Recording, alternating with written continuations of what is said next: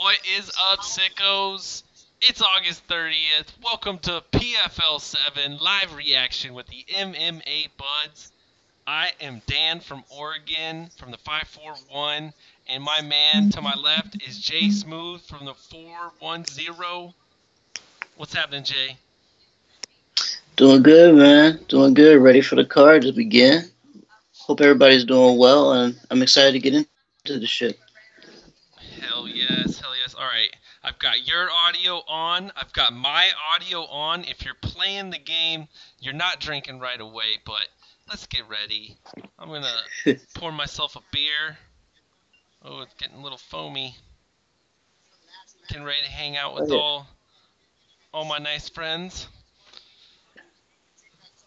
Jay, we got Nurmagomedov on the card tonight. Holy shit. And Omar, if you guys are not familiar, this guy can strike, man. I don't know what kind of crazy karate shit they're teaching. It's got a name. I heard someone say it the other day. But these guys love their spinning back kicks out there in Russia. And I've seen him throw them, man. I can attest to it. No doubt, man. This is actually going to be one of the more exciting fights of the night. Other than Sean O'Connell fighting later on the card, but this is definitely going to be one of the crazy ones right here. I'm looking forward to it. Anytime you get anyone from that Dungistan family, you know they're going to bring it. Fucking A. Yeah, and this little cousin of his, I swear, man, his striking is something to look at. But for some reason, they don't come in the bantamweight weight class. They weighed in at 140. This is a 140-pound catchweight event. Oh shit! Let's check Is out this the this fight card, that though. was? Is this the replacement fight? Because I know somebody missed weight. Jason High missed weight. Negative. So what it Okay. is they're calling them showcase fights. They didn't do a bantamweight Okay. division this year, so maybe they will next year. And then some Hmm. other guys got pulled in. Kakharamonov, he is only like 3-0, and he's showcasing on here. I think he's a higher weight class, but he's going to be on the next season. So they're calling it showcase. Just hey, check these guys out, get your eye on them, because they're going to be on next season. I dig it. I think it's a good idea. Why not? Might as well get them showcased now. That way everybody can know who they are when they enter next year. That's what's up. But what do we got first? We got Mode Reese versus Leroy Johnson. This is going to be our first bout in the heavyweight weight class. So they're killing some time right now because here's what happened. Johnny Case was supposed to fight, what's his name? Coming back getting a third chance. Oh, I'm drawing a blank right now in my head. Anyhow, dude misses weight, and so they automatically gift Johnny Case 3 points. He's into the tournament. He didn't even have to fight tonight. Who was that guy that got choked out but didn't even really get choked out and got super pissed? Because that's who fell out. Ooh. Oh, Jason High. Oh, the That's guy. who it was. Yeah, that's the guy that missed weight, and actually he finishes in the PFL. So his time was a little shaky, if you ask me. I can understand why he's not happy though. Mm-hmm.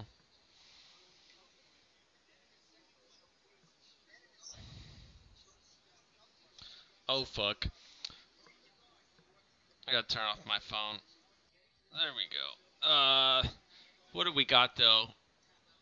Freaking Eve Edwards. Is that his name? He's enlightening us right No, now.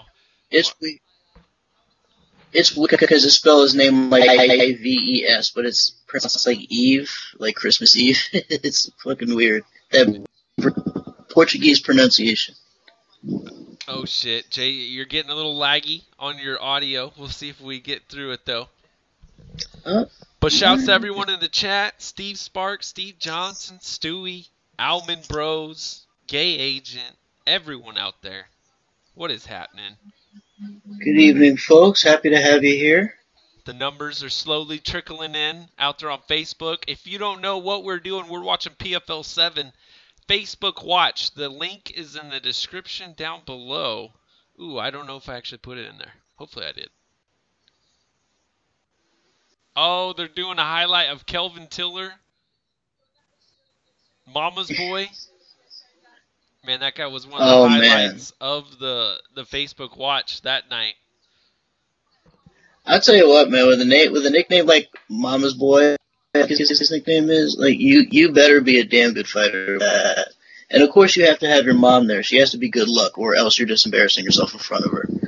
So he's doing it the right way. Right. Shouts to Raider, hop in the chat. And everyone, if you could see this 25-year poster right up here above my head, I might have to bring it down a little bit. That is props of Raider, so shouts to her sending that over. Shit. Send me some shit. I might put it on my wall right behind me. So there you go. Thank you, Raider. You're the best. Thank you.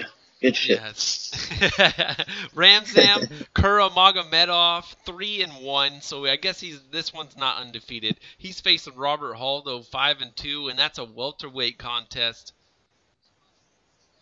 Some regional guy out of Georgia facing a Russian. We'll see what happens. Should be interesting though. Should be definitely going to be one of those ones to keep your eye on because those Russian prospects always like to deliver an interesting fight. Yo, No matter who they go up against. What's up? Did you catch the old dick twist video, man? Oh man, the fact that guy was at like a serious look and a serious about the whole thing is just what makes it so funny. It's fucking insane, man. What's completely insane? Who knows the origin of that video? Did it come from the Luis J. Gomez fight? It looked like a pretty intimate little regional card. I saw somewhere Jackson Winklejohn, but maybe it was just their name was in the headlines over the weekend. It's possible. Because I think they do some regional. It's weird because it's definitely somewhere. It's definitely somewhere regional because you don't hear shit like that at a UFC event. You might hear it once or twice, but you're not gonna hear it like on that level. That's like a special type of motherfucker right there. Agreed. It's fucking hilarious though. Oh man, it's amazing. And that statue of the fucking the meme you made of his hand motion in the statue was perfect because it's almost as if he went to like the early origins of wrestling when there were no rules and they did it in sand pits and whatnot. Like you could tell this man did his research on that. Because how else do you come up with something like that? Like it's so random. It's all in the wrist, man. The dick twist. Someone said that shit. Oh my god. Oh man. But no, okay, so that Hercules photo circulated like a couple weeks ago. 2-3 tops. That thing circulated throughout Twitter, and I remember it. I saw it, and I was like, all right, what is that? And I just typed in fucking statues, whatever, and then, yeah, it was Hercules and whoever it was. Oh, my God. And Jesus Christ. Maybe he saw that, too. I don't know. He had that's so he did the deep dive before anyone. He's like, where did the dick twist come from? It's like, why is his hand on his dick? And he's like, because the dick twist, bro. None of us knew of the dick twist 3 weeks ago, dude. We had no idea. Now our lives are changed forever. He did a deep dive and then he ruined it because you would never see that in a real fight because you don't. It's not a low blow. It's just more like it's like an Indian burn or something. Mm-hmm. You would think. Yo, Jay, you should hang up and call me right back. Let's reconnect. All right. Is my audio coming in and out? It's a little bit, and then we're getting a poor connection thing. But yeah, just call me right back. Let's see if that works. All right, good shit. Definitely, yeah. Let's do that. Let's do that. Yeah, see if you can hang up. My screen just froze. Uh-oh. Jay's screen froze. I hung up now. He'll be back. Oh shit, what's going on here? This screen's all crazy. There it is. How are you guys all doing? Jay sounding like Max Headroom. Oh my gosh.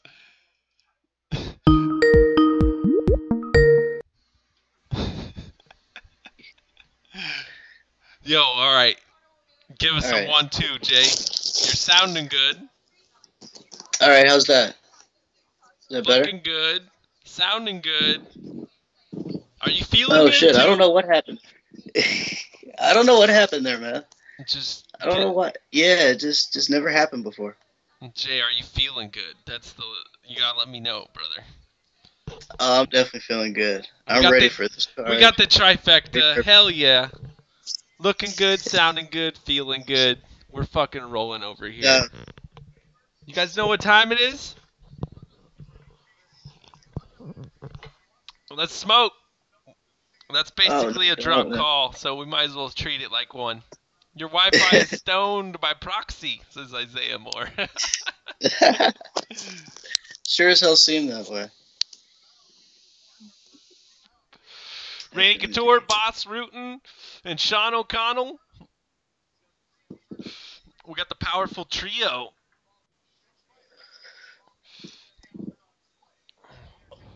And Mo Freeze in the cage in the background. Who else? Sean O'Connell is. Oh, I just realized Sean O'Connell's doing that. I guess he's going to commentate before he fights, Yeah, like he did last time. He sure is. Let's get the damn thing done, he says. Uh-oh. Okay.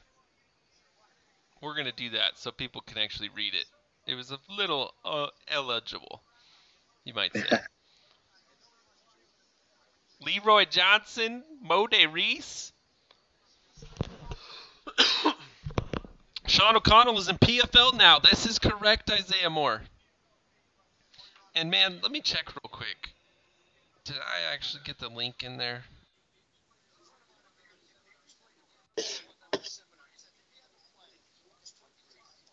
Perfect.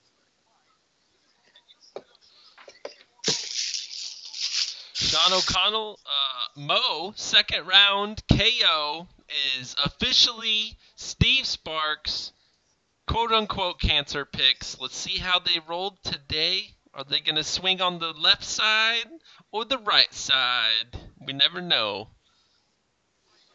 It's either really good or really bad, but either way, you can't go bad with Savant picks. I totally agree. Boom, there we go, there we go. Uh-oh, Jay's turn to the left. Gotta make sure I have the game on because it's about to kick off in a second. Let me turn this a little bit though. All right, there we go. There we go. I got the fights right over here. Oh, the first fight's already in the cage. Dude, Mohammed Reese, his beard is epic.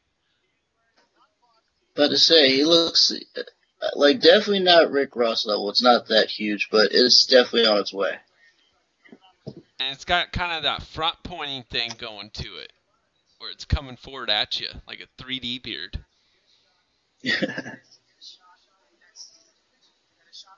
These guys are heavyweights. God damn. Jesus, Leroy Johnson just looks fat.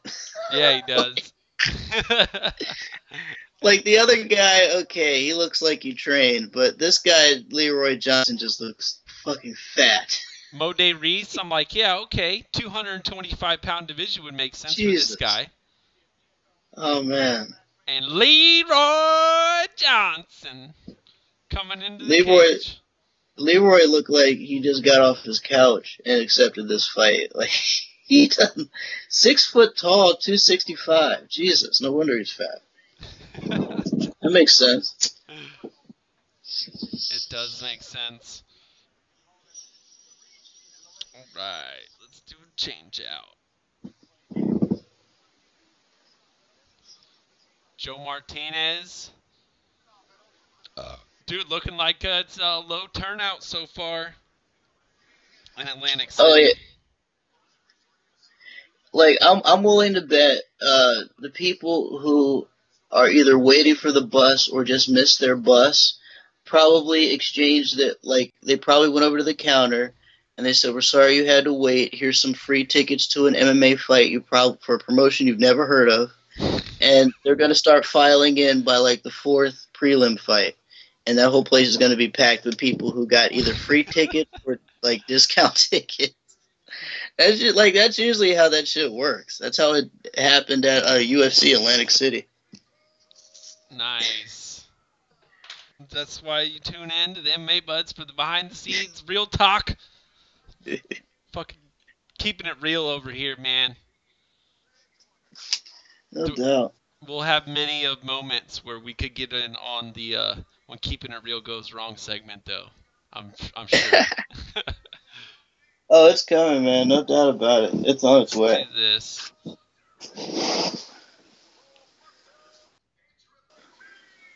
Put Jay in the high chair.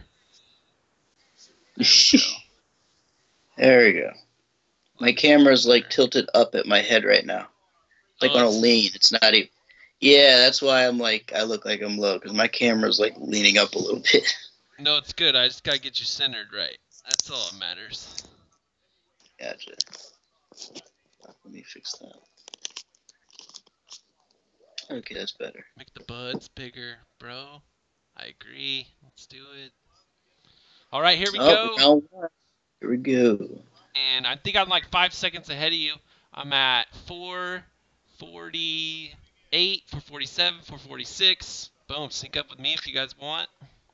Yep, you got seconds on me, so I'll do color if you want to do play-by-play. You got it. Well, as you would think, Muhammad coming forward. No one's really throwing nothing yet. The only difference I could see is our man is southpaw. Leroy Johnson is southpaw. Mode Reese is your normal orthodox fighter. He's coming forward, pawn the jabs, circling the left, and then he restarts. Keeps doing that. Oh, tries to get a leg kick in on Leroy Johnson. Not a whole lot of movement from Johnson, just kind of standing still and letting Muhammad just sort of run circles around him. He wants to land that big left hand, looks like.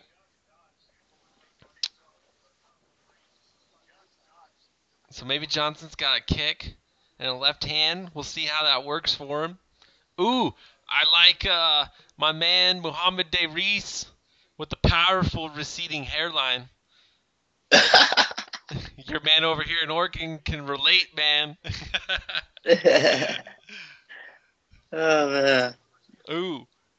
Mode Reese comes forward with a huge right missing. Looked like Johnson tried to go for a takedown there and just missed. Oh, okay.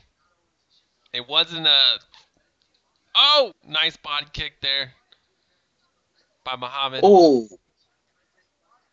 That's smart. He should go to the stomach considering how soft it looks. Nice leg kick by Leroy. Mm. Every time I hear Leroy, I just think of that World of Warcraft clip. Leroy Jenkins! Fucking sprint, man. What's happening? What's happening? Leroy just ran in there. Oh, Mo!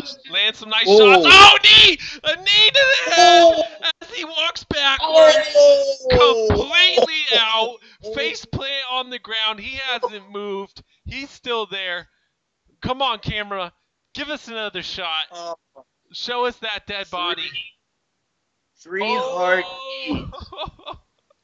Johnson ate 3 hard knees. It was the second one that had him in a bad way, and the third one completely face planted him right into the side of the cage. That was fucking disgusting. Here comes the replay. So he's going backwards. He's got that clinch on the head, reefs it right up to it, and he goes completely out on the moment of impact, stiff as a board into the cage.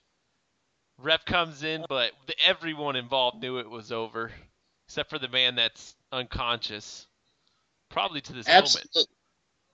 It looked like Johnson was trying to bull rush him a little bit, and try to eat those knees maybe for a way on a takedown, but it was just way too much for him. Those knees hit right on the point of his forehead, and shut his lights out before he even knew it hit him. Fucking amazing finish. And he'll definitely have a playoff spot waiting for him. 6-0 Mode Reese. Let's make sure this isn't a showcase fight. Let's make sure these guys have the chance to get in the playoffs. Let's go over here to PFLMMA.com and the standings.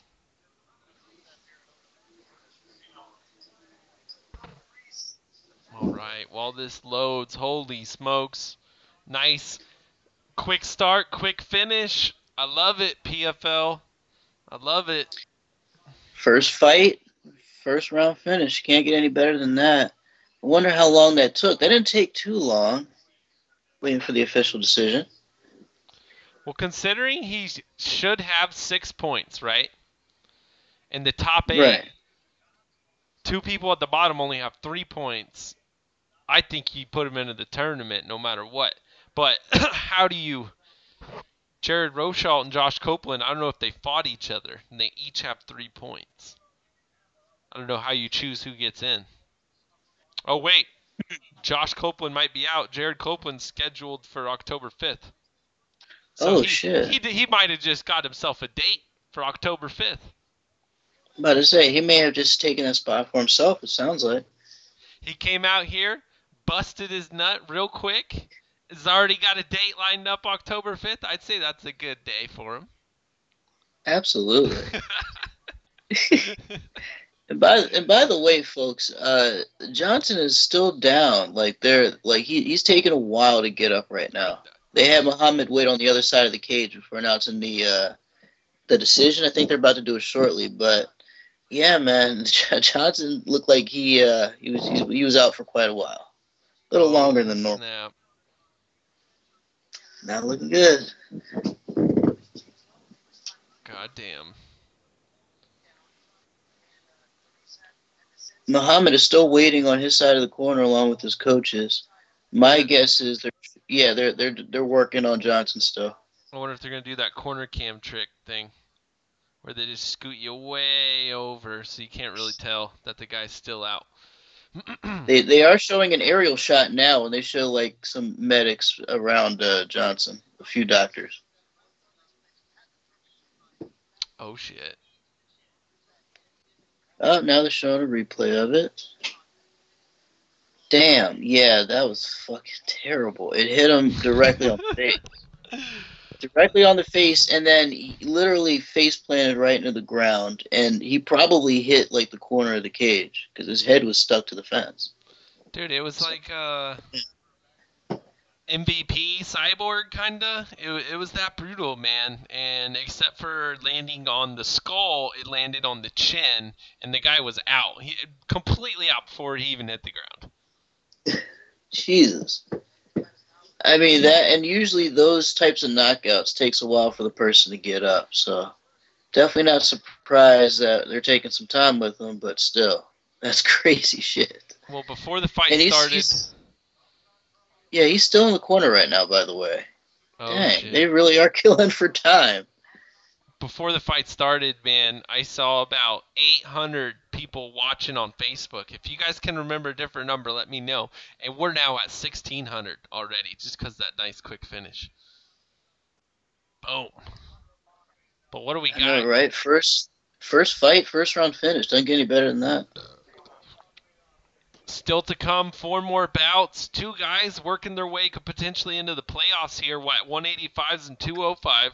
I think they fight on the same event, actually. And then Umar Nurmagomedov versus Saeed Yukub Kakharamonov. God damn, his name's hard. Saeed Yukub versus Umar. And then Ramzan Kakharamonov versus Robert Hale. Hale coming out of the Georgia region, I believe. Interesting. I feel like every PFL card we've seen, there's been multiple Russians on it. I'm telling you, PFL is going to be a Russian factory soon. It seems like. And look, check this out. Here is your lightweight standings. Number 7 and number 8 each have 0 points. So whoever wins on both of these bouts tonight If Itaev can get the victory over OC, he's in, and OC's already in. And then Roma, the guy in the main event, he had Fight of the Night versus Brandon Halsley. Take my fucking word for it. It was like on PFL 2 or 3. I swear to God. He's going to be in the main event tonight, so I'm looking forward to that. Whoever wins can get into the playoffs. That's pretty awesome. But if Itaev loses and Roma loses, then someone with 0 points is going to get in there. I don't know what the hell is going to happen. If somebody that has 0 points going into essentially the final week of the playoffs or of the regular season can actually get in, oh man, that says a lot. This is three guys are fighting tonight. Or I'm sorry, 6 guys are fighting 3 fights. And so it'll shake up nice. That's going to be pretty awesome. And then what's going on at middleweight? Let's check that one out. Here it is. We got 1 fight. KO Magales. Uh-oh. Here it is. Okay. This guy, Sai, fighting out of Sweden. 6-3 versus KO Magales. Whoever wins that is into the finals. So that's a winner go home bout that we're going to get. That's pretty awesome. That means you're going to see 2 people that are desperate to go for it because it's essentially your last shot at $1 million. So, gotta lay it on the line. Oh shit! We got the Dan from Oregon in the chat, keeping it real in the chat. Oh shit! Oh, now they announced the decision. Oh, I guess there's no rush, man. We're just chilling on Facebook Watch. I don't know what everyone else is doing. They're sitting there with their dicks in their hand, but we're hanging out. No doubt, man. Oh, okay. Yeah, look at that bit. Oh, we're back to the Reflection Building out in Atlantic City, New Jersey. It's pretty dope, but it looks like a sail, man. Is it perfectly positioned so the wind cuts right through it? You know what? I wouldn't be surprised. I haven't been to Atlantic City in a minute, though. It's probably been about, I'd say maybe 4 or 5 years since I've been there. But last time I saw a building like that, it definitely looked like a fucking sail on a boat or some shit. Hi, Jesse Brown. I love you, baby. Be safe out there. Ramzan Kakharamonov and Robert Hale. Everything's in sync like the kitchen sink, says Steve Sparks. We got puns coming out of Steve. It's a good night. Everyone grab your bowls, grab your booze. Let's have a little drink. Let's celebrate, man. It's a Thursday. Feeling a little thirsty on this Thursday, so we're going to watch some fights, hang out and chill. You know what? That reminds me. Let me go grab my drink. I'll be 1 second. All right. In the meantime, what do we need to hit on? I hit on some shit this morning that was hilarious. Where did he hit on the dick twist? What else was there? Trying to remember.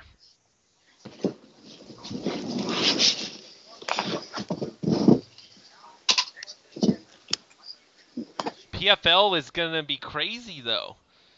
PFL is making us wait until October for the playoffs. Cheers! Cheers.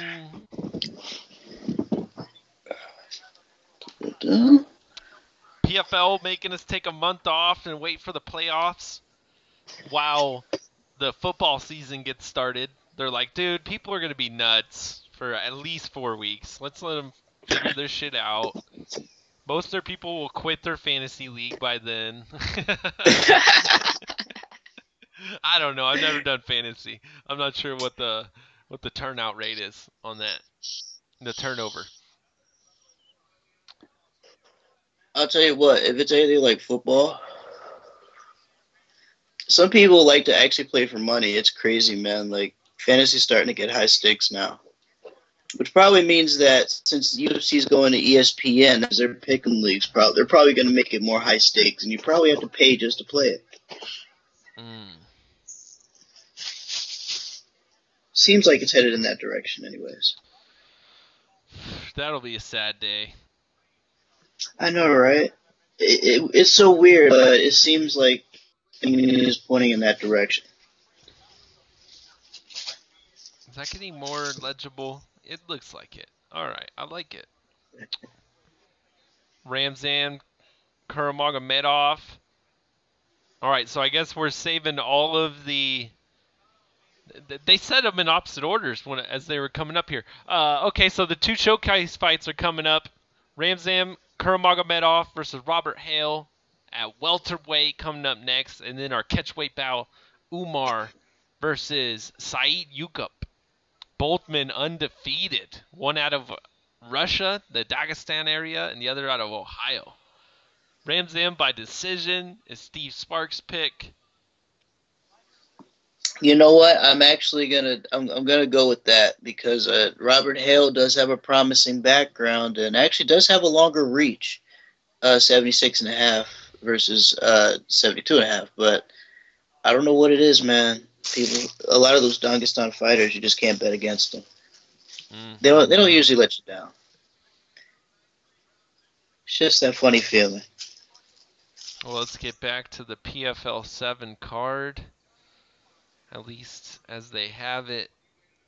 Second fight is in the cage. Yeah, and if I remember right, PFL, it only took them less than 10 events, and they already had live stats out there. I can say less of maybe bigger promotions out there. Shit, you got that right. All right, what's going on though? Got the Cageonomics. Robert Hale. Event preview. Is that what we want to see? Uh-oh. Oh, what's up, Drunk Savage? Fucking Pulse Resurrected. Almost missed you guys. Oh, what's up, Kenshiro? Is PFL on yet? Oh, what's it up, sure Kenshiro? Is. Get your ass on Yep. Facebook, PFL MMA Live. Just type that in and you'll definitely find it. Yeah, Facebook sucks, but at least these fights are worth it. Oh shit, here they go. Robert Hale. Nurmagomedov. There we go. Oh, that live button is right in the way. Okay, I moved a little bit. Here we go. 46, right, 45. Here we go, folks.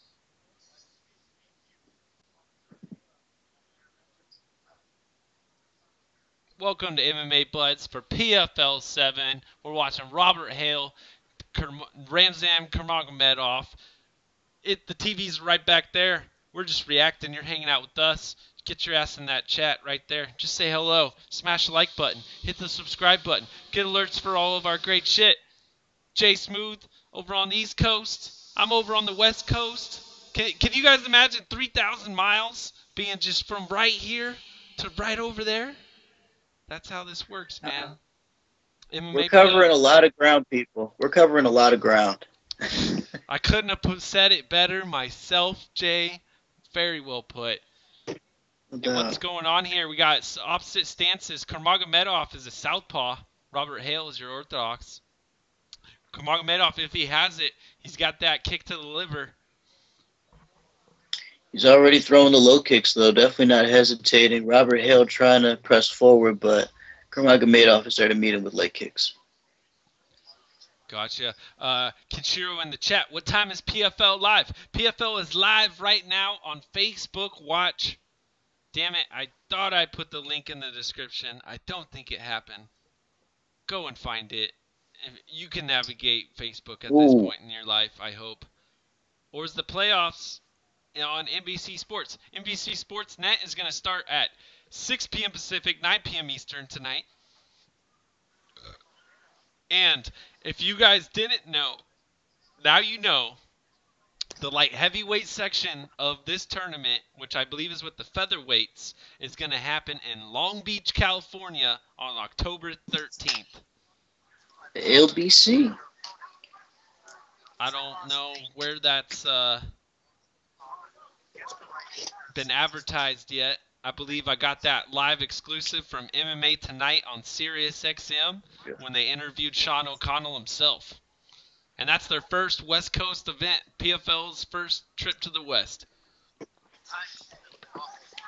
Good shit. Nice low kick again by Nurmagomedov. Yeah, he's really committing to the low kick so far. Oh, so he switches stances, lands an inside kick, steps back, lands another power kick from his original stance. That was some crazy shit right there, man. I like that.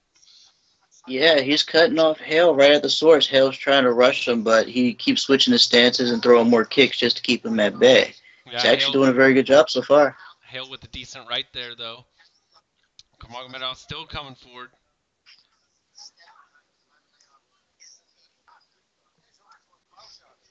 Uh-oh. I don't know where we're looking at that, guys. We should be looking at this one. Live fight stats. Open it up. Oh, there it is. Okay, we got to do something about that.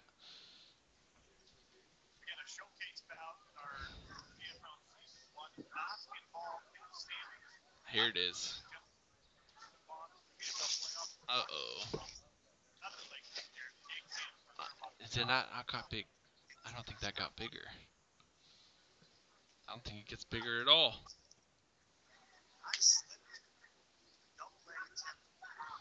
Fucking bullshit.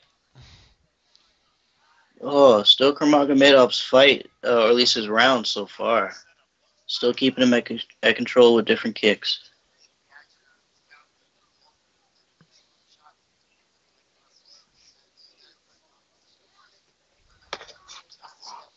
Oh, shit. Did Nurmagomedov slip, or did he eat something? I missed that. I believe he slipped. Okay.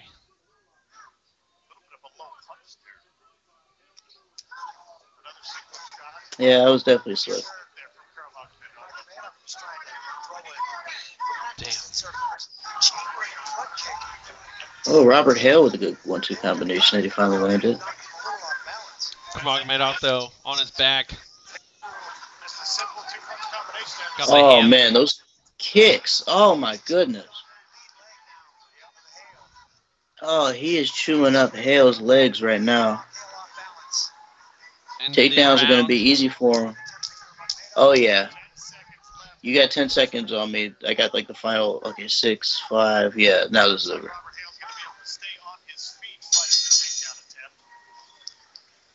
Jay Smoothe, do us a favor and turn that sound down a little bit. You can hear it? Yeah. What kind of stream are you using? Maybe you should try refreshing because you're getting farther away. I think you started off only at 5-10 seconds, and now you're at like 15. I'm still on Facebook. I probably got to refresh it then. Yeah, that's weird. I'm on Facebook Live right now.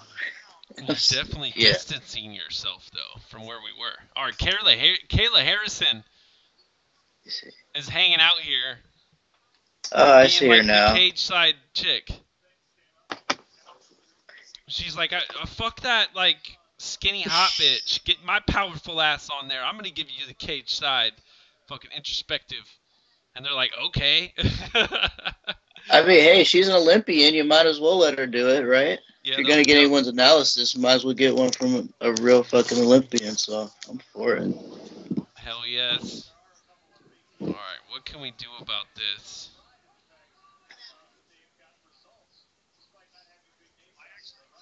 How can we make this bigger? Can we not make it bigger? Round 2 is underway. Okay, event live. What is that telling you, though? That's nothing.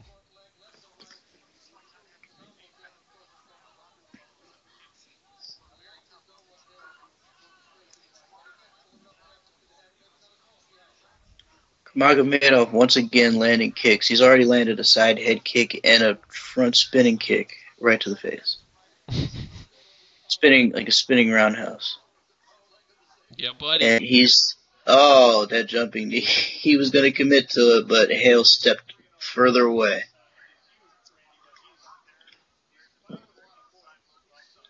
I don't know. Hale's legs can't take too much. Oh, man. The stats so far, in case anyone's wondering, because you can't read that shit.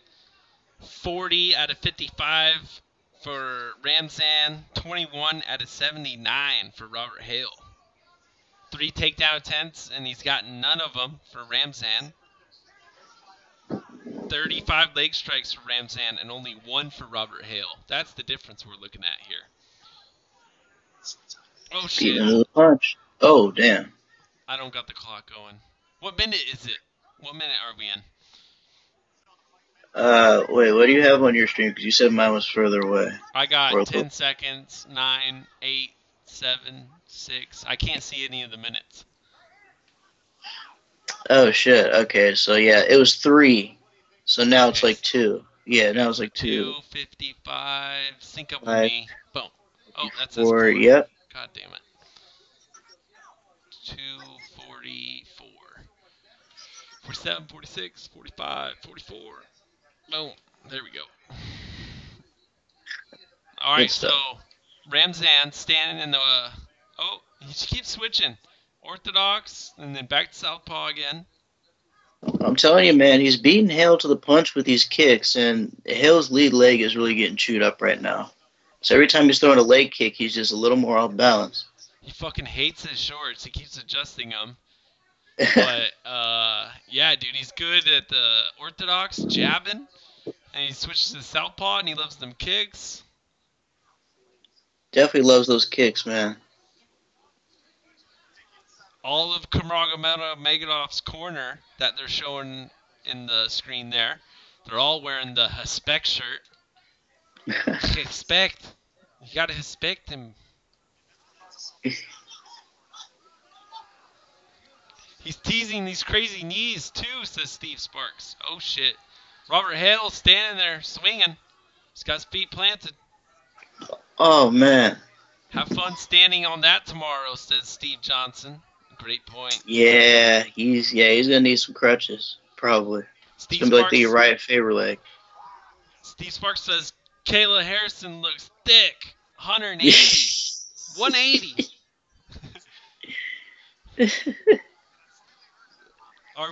Is that a bid or a weight that you're guessing? What are we talking about, Steve? Yeah, no, she probably 180. We're at a 4-H thing going on right now, and he brought the meat in. We're bidding for it. Is that what's happening? Oh shit, Nurmagomedov, dude, just relentless place coming forward. Second round, look like Robert Hale's getting very, very tired. Oh, Nurmagomedov with some crazy coming forward, step in knee. Trying to house him, but he misses. He's definitely tired. His legs are getting chewed up. He's definitely tired of getting tagged the fuck up. You can see it in his face. And that lead leg, I can't imagine him standing on that for another round. Can't stand the adjusting of the gear. Just get good gear. Yeah, I think most of these guys don't ever wear this shit until the night of the fight, because they had to order the shorts, get the advertisers on there and shit. Because it's like official PFL shorts, but you're right. I don't think they get them until like either fight week or the night of the fight. Yeah, it's looking like going the GSP skibbies is the better way to go, though. Definitely. At least you're not going to get tangled up. It's like it's a perfect fit, and then there you go.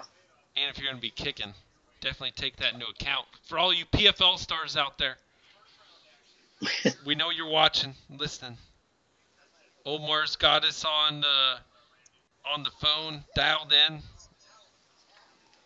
It's like, I can win this fight if the MMA buds has my back.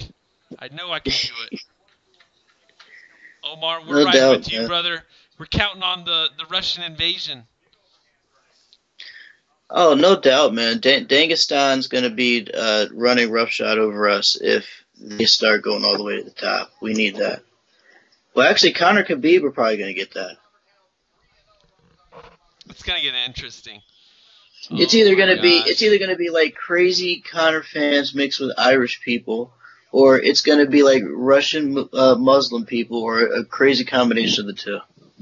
Probably the latter. Someone said out there, they're like, if you're not satisfied with the card, I think it was Scott Bond out there. Give him a follow. _Scott, look for him. If you're not satisfied with the card and its depth, take into account the 50-man brawl there's going to be between the Irish and the Russians. That's going to be there in the cage. And I was like, yes, great point, man. Oh, man. All right, round number 3, 4 minutes. 4:33 gets synced up with me.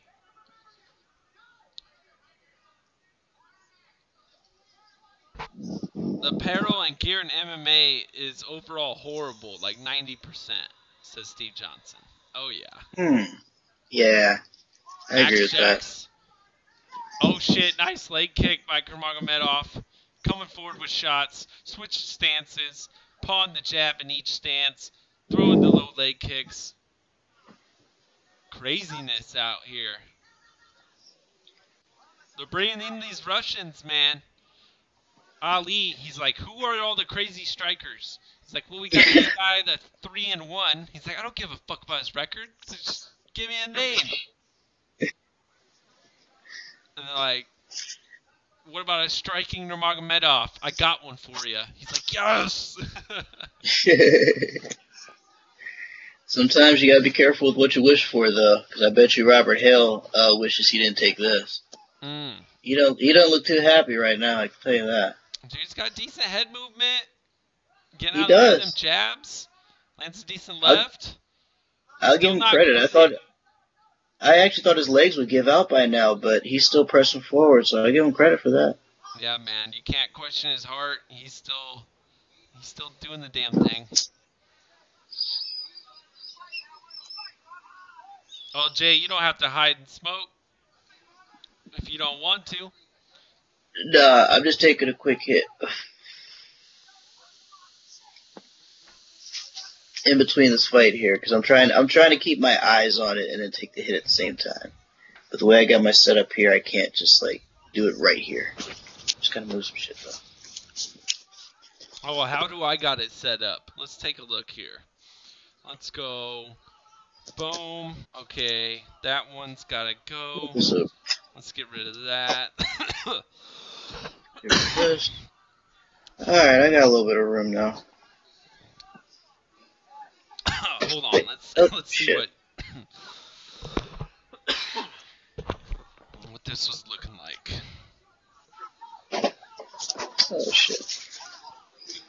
Move that back. Move that back.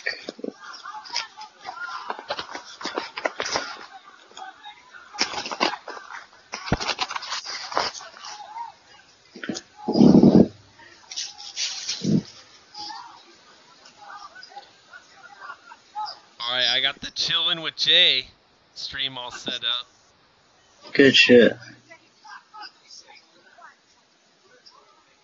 Boom, so if you want to take on a live reaction, where can I go? I guess down here in this little tiny corner.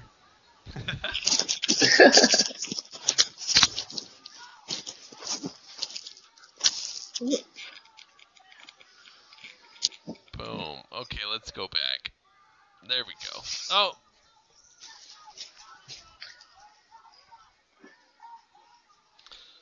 I need to take a hit as well, says Dan from Oregon. You son of a bitch. Fucking Toby. Part the smoke out of your rectum and into my mouth.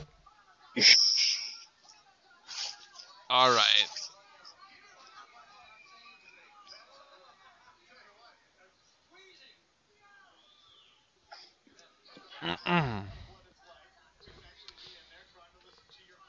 Jay, do you got the YouTube pulled up? I do actually. I think what we're gonna have to do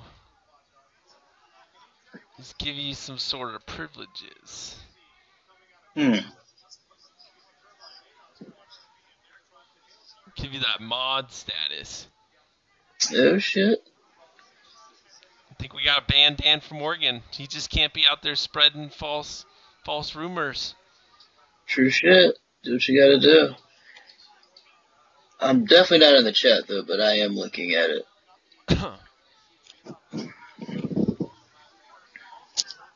By the way, this fight, there's not too much going on here, folks. It's a little bit of the same. Nothing but kicks and Nurmagomedov pressing forward. Hale is throwing a lot back, but he's not landing, and quite frankly, he just looks exhausted. And he looks a little bit annoyed from all the leg kicks. True that. Gotta give him credit, though. He hung in there a lot longer than I thought he would. He ain't gassed yet. Not gassed, not phased, not tired, none of that shit.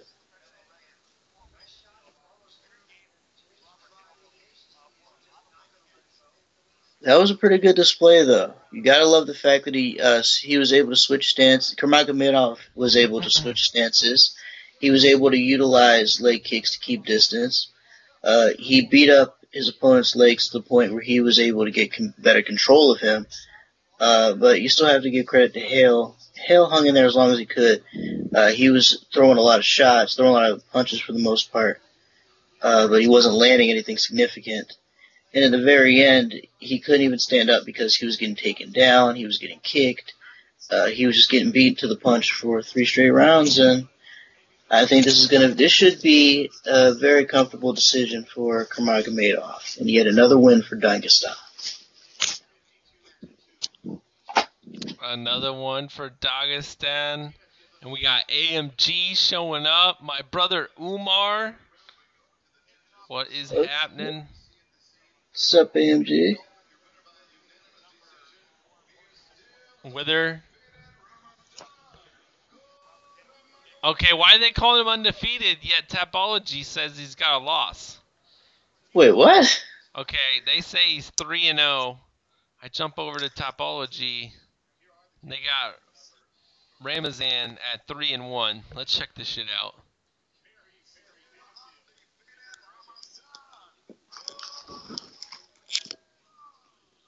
Am I banned? Says Jay Smoothe.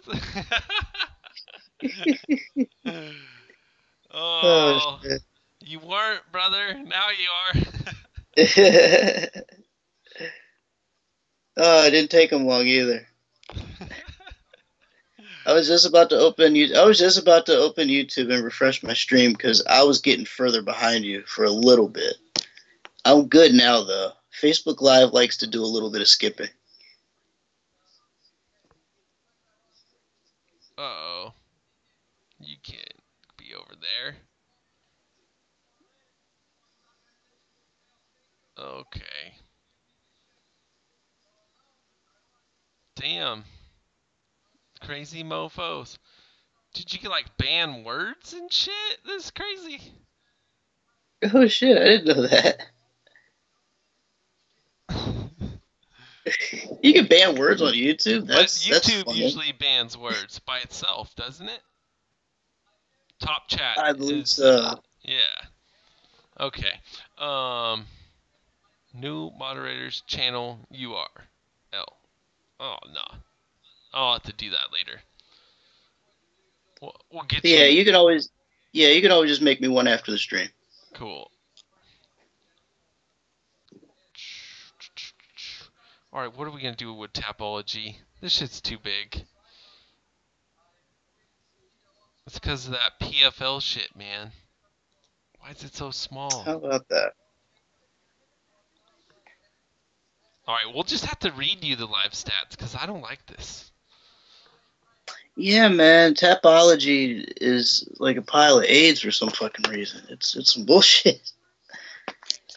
I even tried to do a little bit of homework earlier, and a couple of fighters, it did give you everything, but... Just so we're clear, what's up? Just so we're clear, that shit that we were looking at was PFL MMA. That's who that was.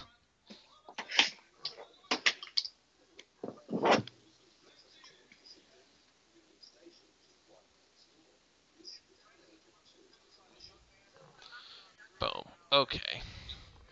Now what do we got? What's going on in the chat? Only one Dan from Oregon, says Jesse Brown.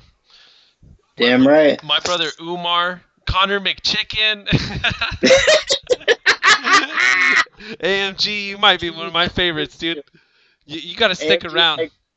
oh man, I couldn't said any better. AMG, thank you. Connor is a McChicken. UFC, I want your chicken. This is the easiest fight in the lightweight division. Fucking love that shit. Oh shit. Drunk Savage, Tony, did you remember your meds today? Michael Anzalone. I cannot say bad words, so let me take a look at these filters, Dan. Is that the real Michael Anzalone? Is Michael Anzalone jumping in here? No, that's not him. I just looked over. That's not the real one. Nah, Oh, that okay. ain't him. Damn, we got more fake Michael Anzalones. Holy shit. Oh, Tony is on some powerful meds tonight. Yes. Oh shit. Yes. Let's see what's coming up. Oh, okay. So they're showing the card that's coming up on NBCSN. Mike Kyle is on here. Paul Bradley's on here. Sean O'Connell. All right. A lot of people with 0 points, though. I noticed that. The only person that has points on the main card is Sean O'Connell, who has 5. Everybody else fighting has 0. Oh, shit. That's a bit interesting. Why not make the guys with 0 points fight on TV? That's a bit weird. I guess because it's win or go home. I don't know. I don't know what the thinking is behind that. It could come down specifically to English, dude. Do they think the winner can speak English? I have no idea. Who knows? I know the dude in the main event has 0 points, but he fought in fight of the night. I could tell you that, and that's you saw Andre Harrison, who's undefeated in his career, get outshined by what's his name, Lance Palmer, because Lance Palmer had a finish in his fight, and what's his name, Harrison went to a decision. It's that easy to get the main event slot over in PFL. I love it. Man, you know what? I like it too, man. Give these guys some opportunity, and you never know if you put somebody like that in the main event, they're probably going to give their all because it might. They're going to feel like it's their only opportunity. And here's the 140 catchweight bout. Umar Magomedov. Jesus. Yeah, dude. Against I can't even pronounce that other guy's fucking name. Saeed Yuko. It looks like something. Split it into two names. Saeed Yuko. Right. Saeed Yuko. Saeed Yuko. And that last name. How do you say that last name? That's like 3 different names. Yeah, I don't know. Yeah, that's like 3 different names combined into one. But Sakeyuko. You could call him Saeed, like Saeed Nurmagomedov. Saeed Yuko. Just kind of split the first name into 2 different ones, and it makes way more sense. Good shit. Okay. Saeed Yuko. Yukup. I think that's right. Okay, there we go. Alright. Omar Nurmagomedov is my brother. I am from Dagestan, says AMG. What? Nice. Damn. I need your help. Greetings from America, by the way. Hell yes. All my research I've done, the people of Dagestan have excellent hospitality. It's like any small nation, dude, where like you drive down the street, you don't even got to hitchhike. They'll pick you up, give you a ride. They'll just take you into their house, treat you well. And I'm pretty sure they're the type of people where even if they hate you, they're going to treat you real nice while you're under their shelter. And then when they tell you to leave, they're going to tell you, don't ever fucking come back or I'll kill you. That type of shit, dude. I feel like that's how Ramzan Kadyrov treats a lot of his guests that he has at ACB, like a lot of the American fighters. Like, he treats them so nice, but he'll be like, if you come back here, you know I have to kill you, right? Like, you know I have to basically end your career in life. Nah, this is propaganda bullshit. I hope so, man, because if he really is kidnapping gay people and slaughtering them, like going to villages to do that, how do you run out of money doing that? You know what I mean? Like, he's running ACB and losing money. How do you lose money being a dictator? You think you'd be able to print money? So Chechnya is Grozny and ACB. Okay, yeah. And they got crazy, dude, and went and attacked Dagestan at one point in time. Those crazy fucking motherfuckers. Oh, shit. Yeah. But I think they needed a port to the sea or something, dude, is what they wanted. They wanted access to that Caspian or Black Sea, whichever one. I think Caspian's on the right. I'm not sure. Good shit. Ronald McDonald is my father, says Steve Johnson. Oh. Hookers Deathstroke says, "What's up, Smooth? Glad you're not in jail or killed by the police." Thank you, Deathstroke. It's good to see you too, my friend. Yeah. And AMG, I'm starting to learn English. Come and hang out with us, man. This is like, if you want to learn English, you should watch shit like Family Guy and The Simpsons, like up-to-date stuff where you'll learn the pop culture at the same time. Oh, Saeed Yukup coming out with crazy kicks, though. Already. Oh, man. Already coming out. Omar in the southpaw position. Sync up with me, 4 minutes, 40 seconds. Oh, Omar eats a big old right from Saeed Yukup. As a side note, they have noted that in these fights there are no elbows allowed. They just made a note of that before this fight started. Interesting. Okay. New Jersey rules. Yeah, they're saying no elbows whatsoever. God damn.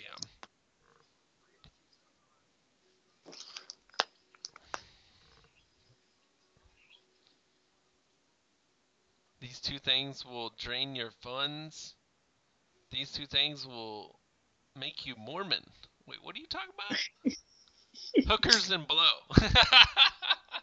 What? Alright, Saeed Nurmagomedov pushing, Umar Nurmagomedov pushing Saeed Yukup up against the cage here. Trying to wear him out a little bit. Ooh, nice knee to the midsection. I liked that. Saeed trying to shake him off. He is able to turn him, but Omar says, fuck that, 360. He keeps going for the spin every time. Omar not one to let his back stay up against that cage. They're now in the center, working this clinch game here.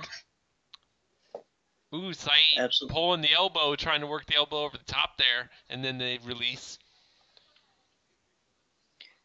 Oh, man, definitely a very intense clinch battle right now. Looks like Nurmagomedov doesn't quite want to be here. He's doing all right, but they're starting to work their way out of it a little bit. He landed a 1-2 and then had to take a freaking a paw to the canvas. I'm not sure what happened right there. That was weird. Omar is a funny name, says Deathstroke. Looked like he might have got clipped with something there, but he definitely recovered fast. That kick that followed looked a little bit low, though. Very low. Oh, shit. Still circling here.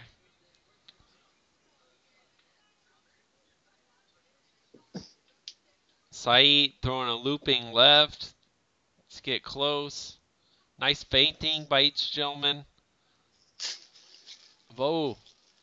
Shot to the body from Saeed Yukup, and Omar answers it with a nice body kick, or head kick that was blocked.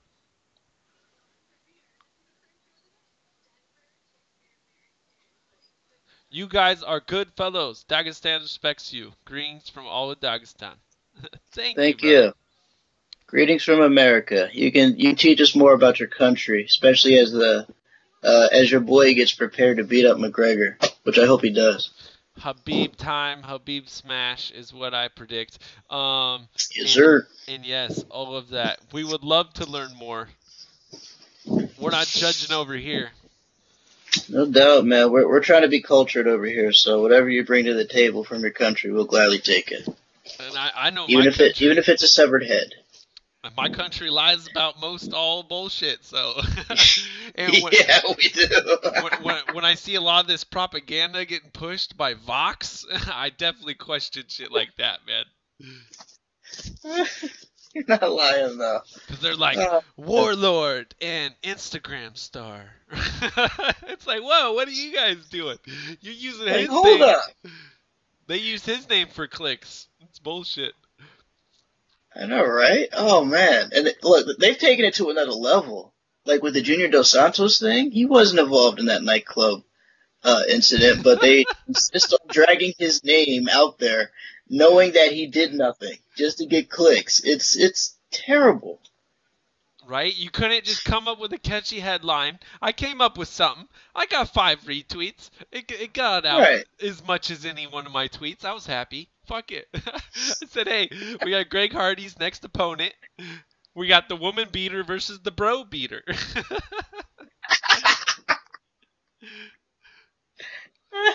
Abdul BJJ showing up. Habib champ. Give me the 27 and O's if you're picking Habib. Give me a 27 and 0. Drop it in the chat. Or give me a 26 and 1 if you're riding with Connor. Guys, let me know. All right, Saeed throwing crazy, like, what do you want to call them, question mark kicks. But, dude, he ducks right out of the way of these shots coming from other guys. I'm afraid if he ever gets tired or something, he can get clipped with something like that. But, man, he's looking nice so far. I think I give that to Omar. Yeah, that's definitely a bad habit to have, especially in situations with somebody throwing awkward kicks at you like that. You're able to get out of the way, but as your energy depletes, eventually one of those kicks is going to land when in your mind you expect it, but your body's not able to react quick enough. So, hey, he can easily get caught, man. It's definitely something to look out for in this fight. No question. Damn. Well said, Jay. Yo, and jumping in the chat right away, we got Deathstroke with a 27-0. Drunk Savage with 26-1, though. Uh-oh. Steve Sparks, forever 27. Well said, Steve. Yes. All of the great rock artists out there that died at 27. This one's for you, man. This is for you guys. We're still out here. Doubt. We're partying. We're having a good time. It might not be as free loving and free living like it once was, but we're enjoying our goddamn selves. Saeed Yukup comes out with a crazy flying knee to start the round. You sick son of a bitch. I like Cheers what you're doing here. Cheers all around. Back to the chat. Fake Michael Anzalone gives it 26 minutes and 1 second.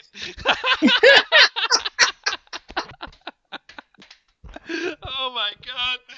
Oh god. I like what you did there, brother. 26 and 1 says Alman Bro. Alman Bro riding on that Connor bandwagon. Okay. I'll remember these names. Alright, Alman Bro. I see you, man. I see you. Or if we're talking, nice body kick there by Saeed Yukup. If we're talking Fear and Loathing in Las Vegas style, when he pulls up to the guy and he gives him his ticket, he's like, take the ticket. He's like, I need this. He's like, I'll remember your face. I'm watching you, Alman, bro. I'm watching you. 27 and 0. Let's go, champ, says Abdul BJJ. All right. Ooh, Saeed eats a body kick from Omar. Ate the body kick from Saeed Yukup. Sorry. Omar comes forward, threatening some strikes, get the body lock. Ooh, but shaked off by Kakharamonov. Tell you what, he's not giving up. He's really going at him, even though he's not landing that knockout shot he wants yet, but he's still going right at him. And we got the powerful Sean O'Connell, Sean OC, whatever, on Twitter, still doing the prelims right now. I think this is going to be one of his last ones, and then he's going to transition to the back, go get ready for his fight. That's right, the fighter is doing the play-by-play. That's some crazy shit. You guys should be watching with us. Oh, 2.5K live on Facebook. Oh, he throws the kicks and falls. Omar tries to take advantage, get the takedown. They both back up. I think both of these guys' chins have been tested pretty well tonight. I think so too, especially Nurmagomedov taking all those crazy kicks right to the chin. My goodness, like the guy's throwing the kicks from everywhere, and he's eating it like it's nothing. And of course, as the fight goes on, the other guy doesn't get tired. It's probably going to feel like air is hitting him in the face. That movie was great, Dan. I halfway forget what we're even talking about. It's Habib time, baby, says AMG. Zabit champ. Oh, Zabit. That's right.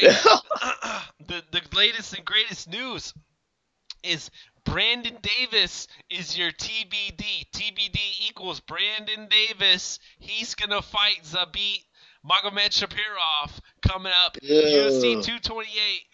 We got a sacrifice lined up, baby.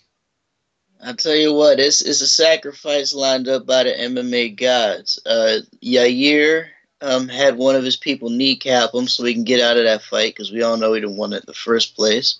But the MMA gods have offered us a sacrifice in the name of Brandon Davis. I don't know who the fuck that is. I know Dan. I know you might know a little bit more about it. You probably know a lot more about him than I do because I don't know who the fuck this is. All I know is this fight might go 2 rounds just because he's going to show toughness. But this is going to be a slaughter. It's going to be sad. Oh my gosh. Feeding the poor guy to a killer, a Russian weapon.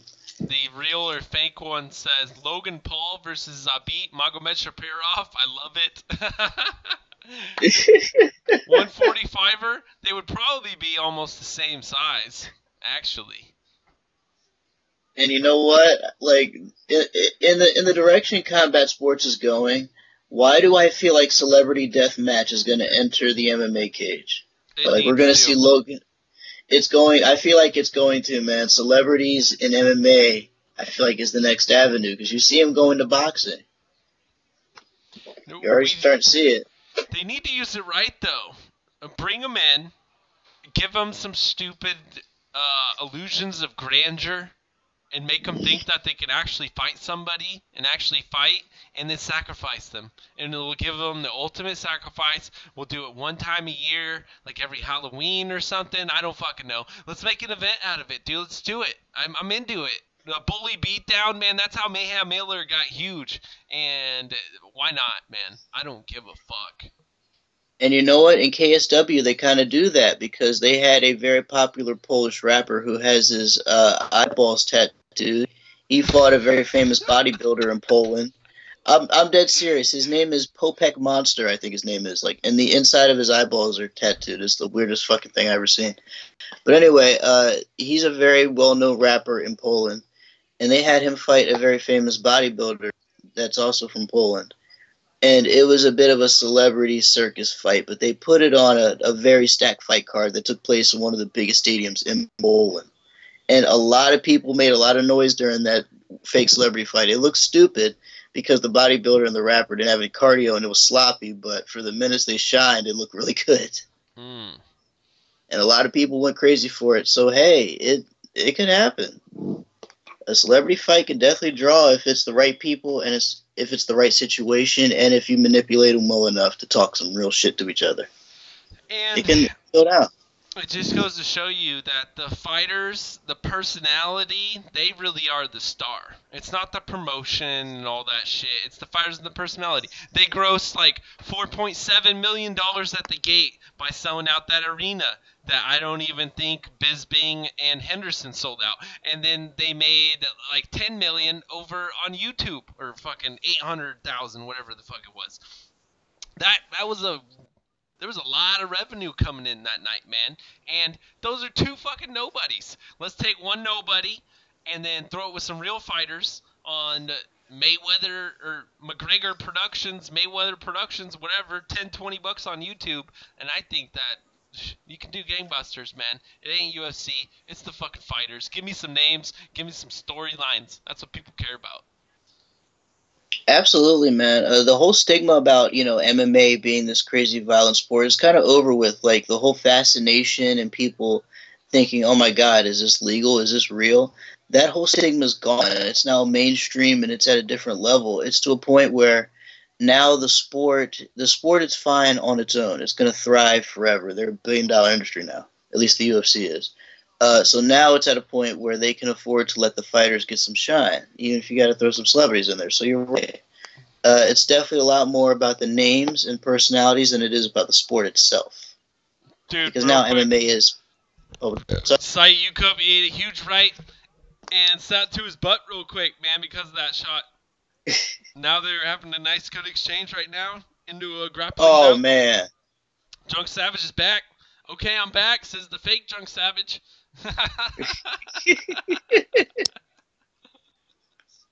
Holy smokes. Oh, man. Oh, they're both going at it now. Masters They were getting a little Zanero. tentative for a little bit. Master Zero says, I UFC champ. Me 50-0. Oh, shit. Nice to meet you, brother. Good to meet you.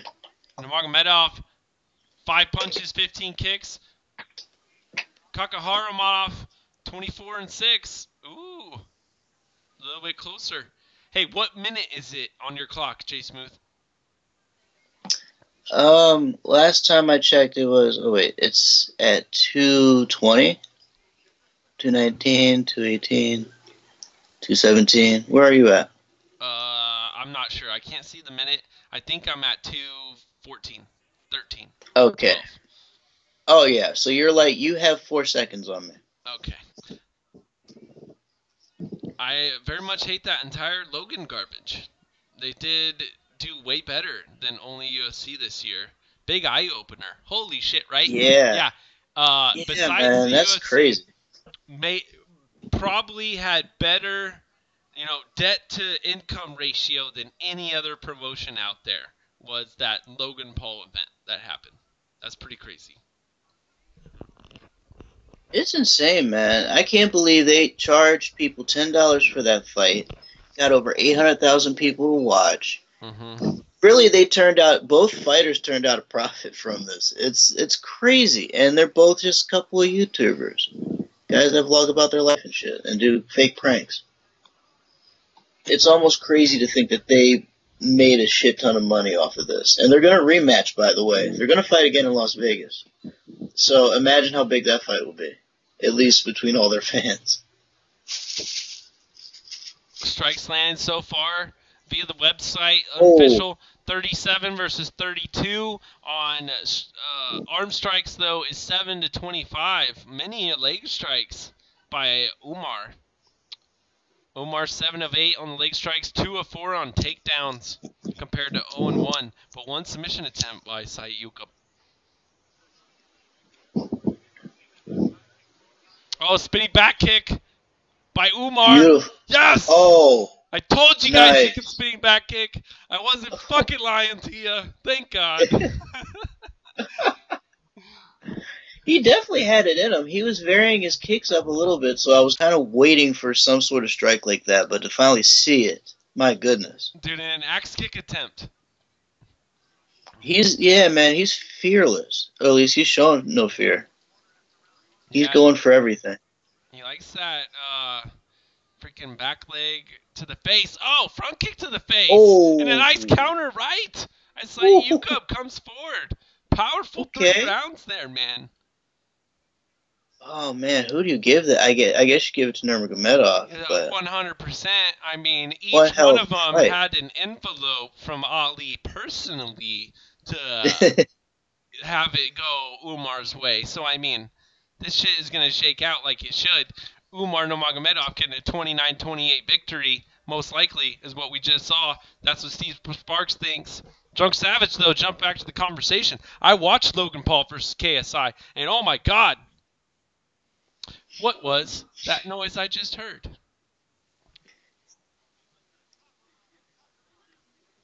What is he getting at? I'm confused. Oh, hold on one second. I'm going to run to the bathroom before this decision is announced. You got it. Jay Smoothe is going to split. That means it's just you and I for a minute, ladies and gentlemen. Let's check out what's coming up on the card. We're showing highlights right now of, obviously, Umar Nurmagomedov. Omar, wearing the Eagles MMA. Eagles MMA, one of the main sponsors out there in Dagestan. Still undefeated. From Dagestan, Omar Nurmagomedov. You heard it, baby. Taking a shower. Awesome. I love you, baby. Be safe. Someone farted, says Deathstroke. Logan Paul got destroyed, says Pulse resurrected. Dude, he was doing so good in the beginning. And then got gassed or something. I don't know. I lost fucking interest by that point in time. I just heard a noise, says Drunk Savage. Oh shit. That noise might have been Jay Smoothe coming back into the stream, because just like that, in and out, but like a genie in a bottle, poof, here he is. There's Jay. What's up? Jay, that might have been one of the best transitions I've ever had on the stream. I gotta get me a 40 of old E every time, because it's helping. Jay, are you muted? What did you do? We can't hear nothing. Oh shit! There you go. go. My bad. My bad. Jay, take a hit, motherfucker. It wasn't me Alright, this time. I gotta take one. Oh shit. Almost forgot I hit that before I left. Let me take a hit.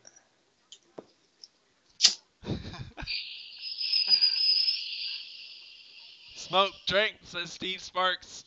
Oh wait, does this guy speak English? Hold on.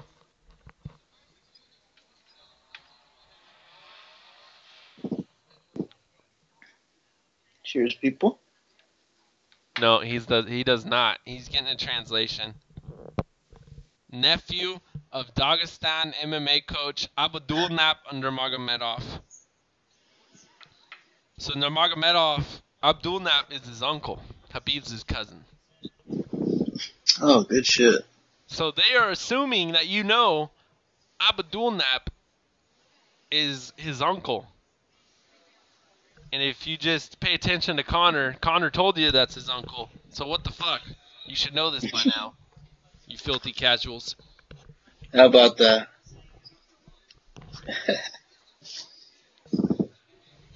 All right, just like that, it's only 4:30. But you guys had a minute alone with me. It only makes sense that you guys have some Jay time. So Jay, here you go. Why don't you take over for a little bit? You'll have to pull up the chat all on your own, but I got the card here for you. It's all good. I'm still looking at the chat right now, so I'm good. All right. I got the fights right here.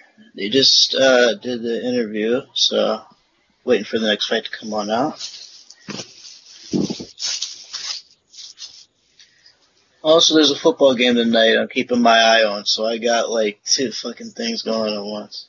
Oh shit.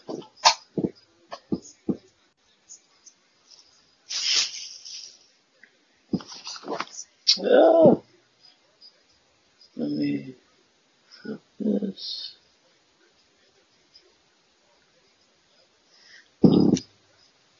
See what you guys are talking about.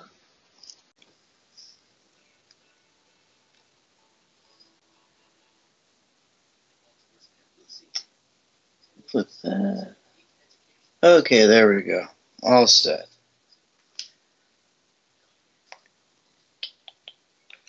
See what's going on here.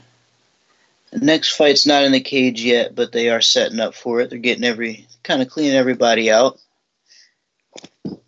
Let's see who the fuck we got.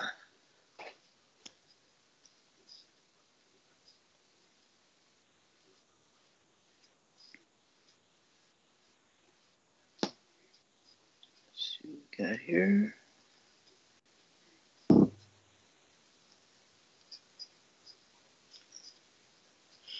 Okay. Yeah, Steve Sparks. I am a Ravens fan. I'm keeping my eye on their last preseason game since they don't play it again for like another week. Let's see. Hello, Steve Johnston. Hello, my dog. Yell louder. Oh, shit. Oh, man.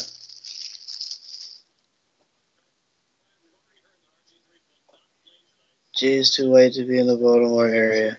That's true. Well, you can make a case for that. All I gotta say is you never know where you'll find someone. It's a little different. You never know. My area is actually chock full of people like me. We're just kind of scattered around a bit. I can tell you one thing though, I live in a better place than I once did. Strain am I smoking on? Oh, almost forgot to show you guys.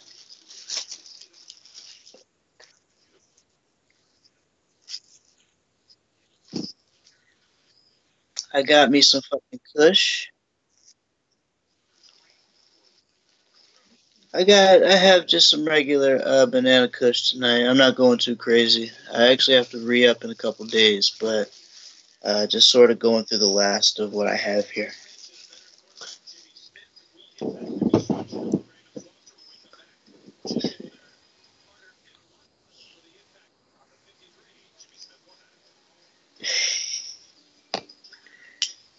Oh shit. You are right, Steve Johnson. Different people make life interesting. It's some crazy shit. Banana Kush is good though. Thank you, Deathstroke. It's probably not. I can guarantee it's not the same caliber as what you got out there in the West. You got the good shit. What's up, Jay? Oh, what's up, Dan? Welcome back. Thank you, We're all thank you. just we're all just getting well acquainted here. Fantastic. Waiting for the next fight to begin. Goddamn. We came here. We promoted Omar Nurmagomedov.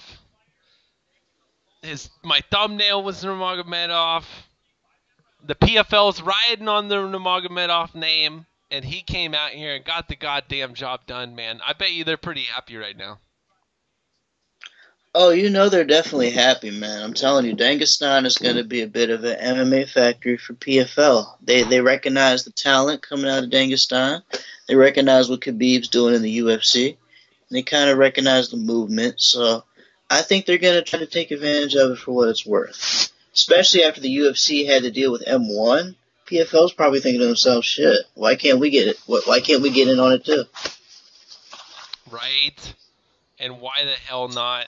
I mean, I guess though you can't really work yourself a nice TV deal worth hundreds of millions of dollars. That's not going to happen out in Russia. Just the time zone and the fact that every single person over there, when you grow up, you learn to chop wood, you learn to go forage potatoes, make vodka, you learn to legally stream shit. Like, you don't ever pay for anything. Like, this is just part of the culture there. I'm almost positive it's part of the goddamn culture, man. That's how it works. So, dude, I love what ACV did. $250. We're gonna give you high quality HD for the price of a coffee. What do you think? Most people are gonna be like, I don't know, man. I don't know. Okay, maybe. But how You about know let's what? let's I would. bet. Let's bet. I pay for this one, and then I don't pay for one, and then we go. Whatever. I don't know. I'll tell you what, man. 250. Again, usually I'm not a big proponent of paying for fights, but that is a price that I can't argue with at all. Like if I saw the card and had some real intrigue in it, I would consider paying the 250. Why not? 3 title fights coming up on this card, and you got Albert Einstein. That's all I need to tell you. Tumanov. Watch the fucking thing. But yeah, imagine a card that's so stacked they took like 3 or 4 cards and smashed it into one, because that's what that one is. They're like, oh fuck. Oh man. But man, yeah, I'm excited for the new day and age of what's gonna happen. No doubt. It's gonna be interesting. And It's gonna be very. Okay, would you rather watch one championship at bumfuck in the middle of the morning? Because the answer is no, you guys aren't, because I'm watching it, and none of you guys are there. Right. Or do you want to watch ACB at like noon, 1 o'clock to 10 a.m. on the... Oh, shit! It's over! Oh! It's over! What the fuck? What the fuck? Just like that. Oh! Oh, Wow. the powerful man bun. I can't believe it. I look amazed. Oh, God. I don't even know what I was talking about. I lost a little bit. Oh. Wow. 16 seconds. You have got to be kidding. That is crazy. Sortie, our man, 16 seconds. just took out Jason Butcher at 205. I believe that is a playoff victory. You just got yourself into the playoffs, young man. Look at that shit. Look at that. Ooh. Ooh. PFL rules, no joke, says Uh, Kenshiro. And coming from Kenshiro, man, that means a lot. it Honestly. does, man. That uppercut caught him perfectly on the point of the chin, and that man face planted right into the cage. And here's the replay for us. Damn. Coming forward, reckless. Ooh. And he ate the knee. Oh my goodness. And the ref cam coming up. Check this out. Boom. Completely out. Ref Wow. says nope. And the fighter, he felt it too. He's like, that's about enough for him. Ooh, right on the turnoff spot. That's the tempo right there. There's the on and off button. If you guys were wondering where it was. Absolutely, man. His lights went off immediately, and it just took one uppercut to do it. 16 seconds. 16 seconds. Oh. Deathstroke with the comments of the event so far. He says, "Wow, the day, Jan, it's over." Down a little bit. That was premature as fuck.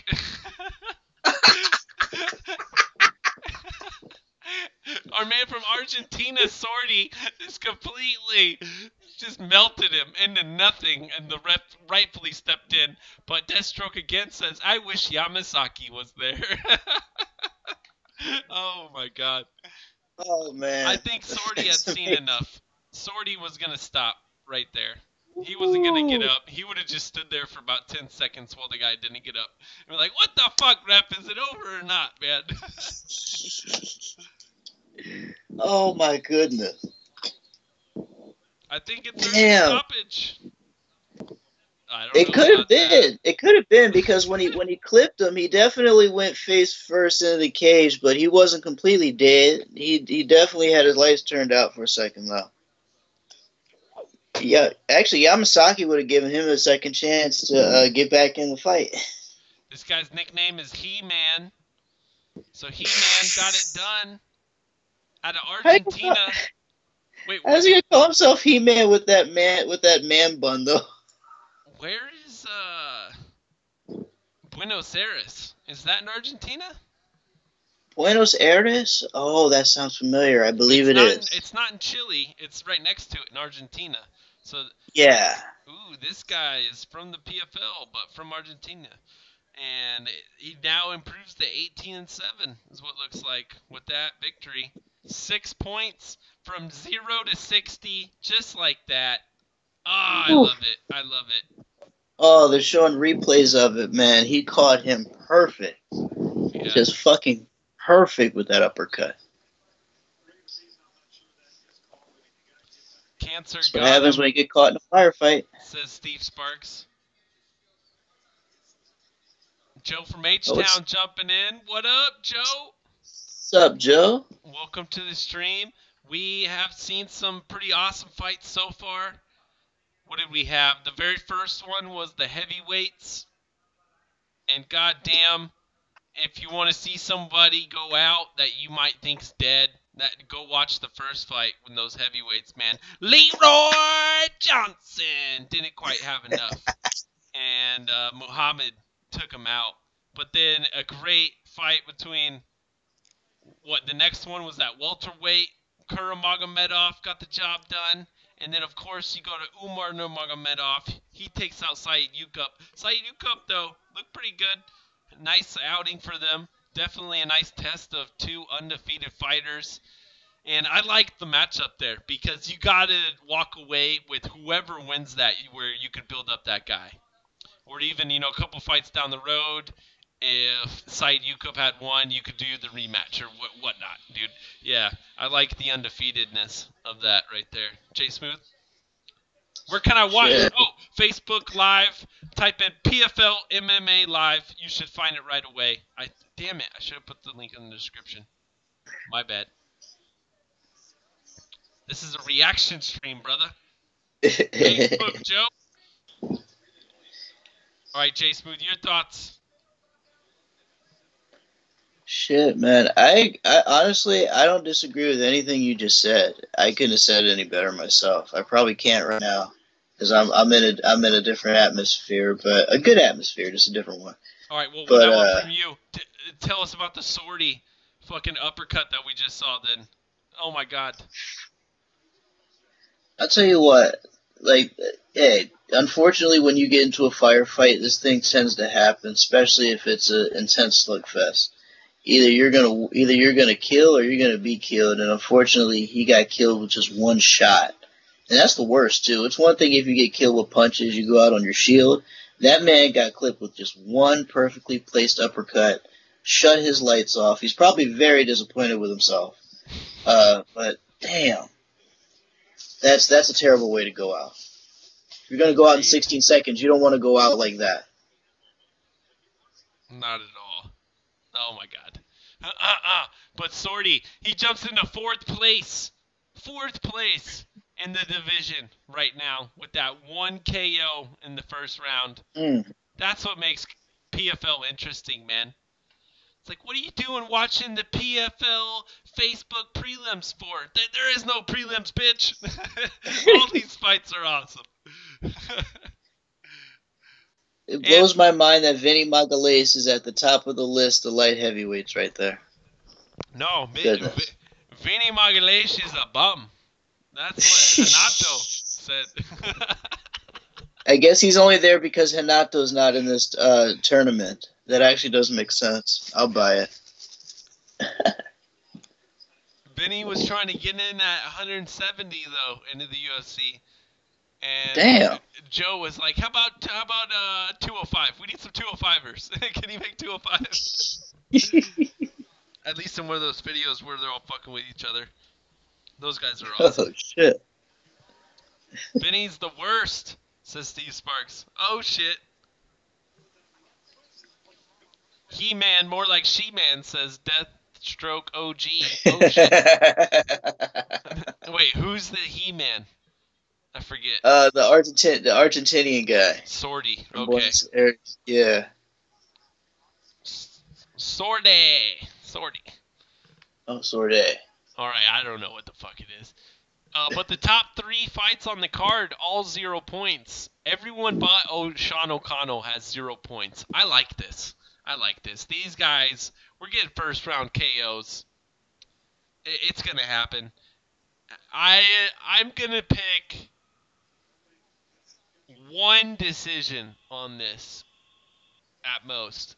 What do you think it's gonna be? What are you thinking? It's too much at stake, though, because it's like if you get a first-round finish, you're in. I think the featherweight. Okay. Zadirov and Bezerra might just take to decision. I don't know. I think the heavier weight guys, it's going to be much harder for them to go to a decision, especially with this fucking much on the line. But absolutely. Maybe Sean O'Connell and the other old Russian guy. That one as well. Oh, we're replaying Omar. What are we doing here? What? What are they doing? What are they? Wait, why are they? Why are they replay? Was it because of the fast? Okay, because of the fast finish. Now they're going to do the UFC on Fox thing and replay a fight we just saw. But they need to do this later during the main broadcast. Dude, okay, this is weird. Ali's like, dude, I'm going to get these motherfuckers to replay it twice. Watch this. People are going to see your fight 3 times, Omar. No doubt, man. By the end of the night, they're not going to know. Do we call you Umar or do we call you Omar? We don't know. But who's our man in the chat? AVG? AVG, let us know. Umar or Omar?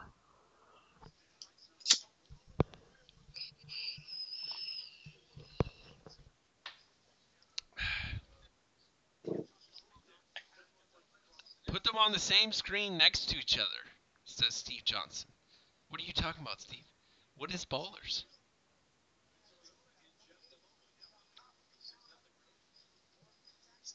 Oh shit, the Ravens scored and I didn't even see it. I don't know, Jay. I think the chat has to be in between because it represents the 3,000 miles. It does, because it means that we're covering ground from here, basically from Maryland all the way to Oregon. We're covering over 3,000 miles of ground, and the chat represents all the ground we're covering from all over the world. Like that song, I've been everywhere, man. I've been everywhere. And it's like, buffalo, ding, ding, ding, ding, ding, whatever the fuck. They say somewhere in Oregon in that whole song. Yeah, I used 2 screens, says Steve Johnson. Oh, wait, who? Steve Sparks. I got the phone and the iPad both going. Yeah, that's what I got, man. I got the phone, I got the tablet, I have my iPod, I have my TV, and my laptop is somewhere else, but I'm too lazy to get it right now. But I got a big setup here. Gotta go big. I figured I'd set up here by the curtains because before you just saw my white wall, and I'm like, what the fuck? Come on. I gotta get some color here. So I said, fuck it. Let me get a little bit of a background here till I get some shit behind me. That's what's up. Oh, man. Wait, what the fuck? Dude, this wasn't really a quick finish. They're replaying the decision. Yeah, they're replaying the decision fight, which I don't understand that. It was only a 16-second fight. It wasn't that long. No, that man, short. It makes sense. It makes sense because, okay, the first fight of the night, Jason High versus Johnny Case, doesn't even happen because Jason High can't come in on weight. So, boom, you just killed fucking 20 minutes of the broadcast, potentially. 10 to 20 at least. And so they're fucked. And then the next thing you know, that heavyweight comes out, murks him. They milk that as all can be. And now we're sitting here and they're like, oh shit. And so they're like, let's just replay Nurmagomedov. Ali is sitting in the back. Do it, motherfucker. Do it. Oh, Ali is sitting there with that shit-eating grin on his face like, yes, promote him. Promote him. Get some more counterfeit money into my pocket. Ali, Umbaye. Ali, Umbaye. Ali, Umbaye.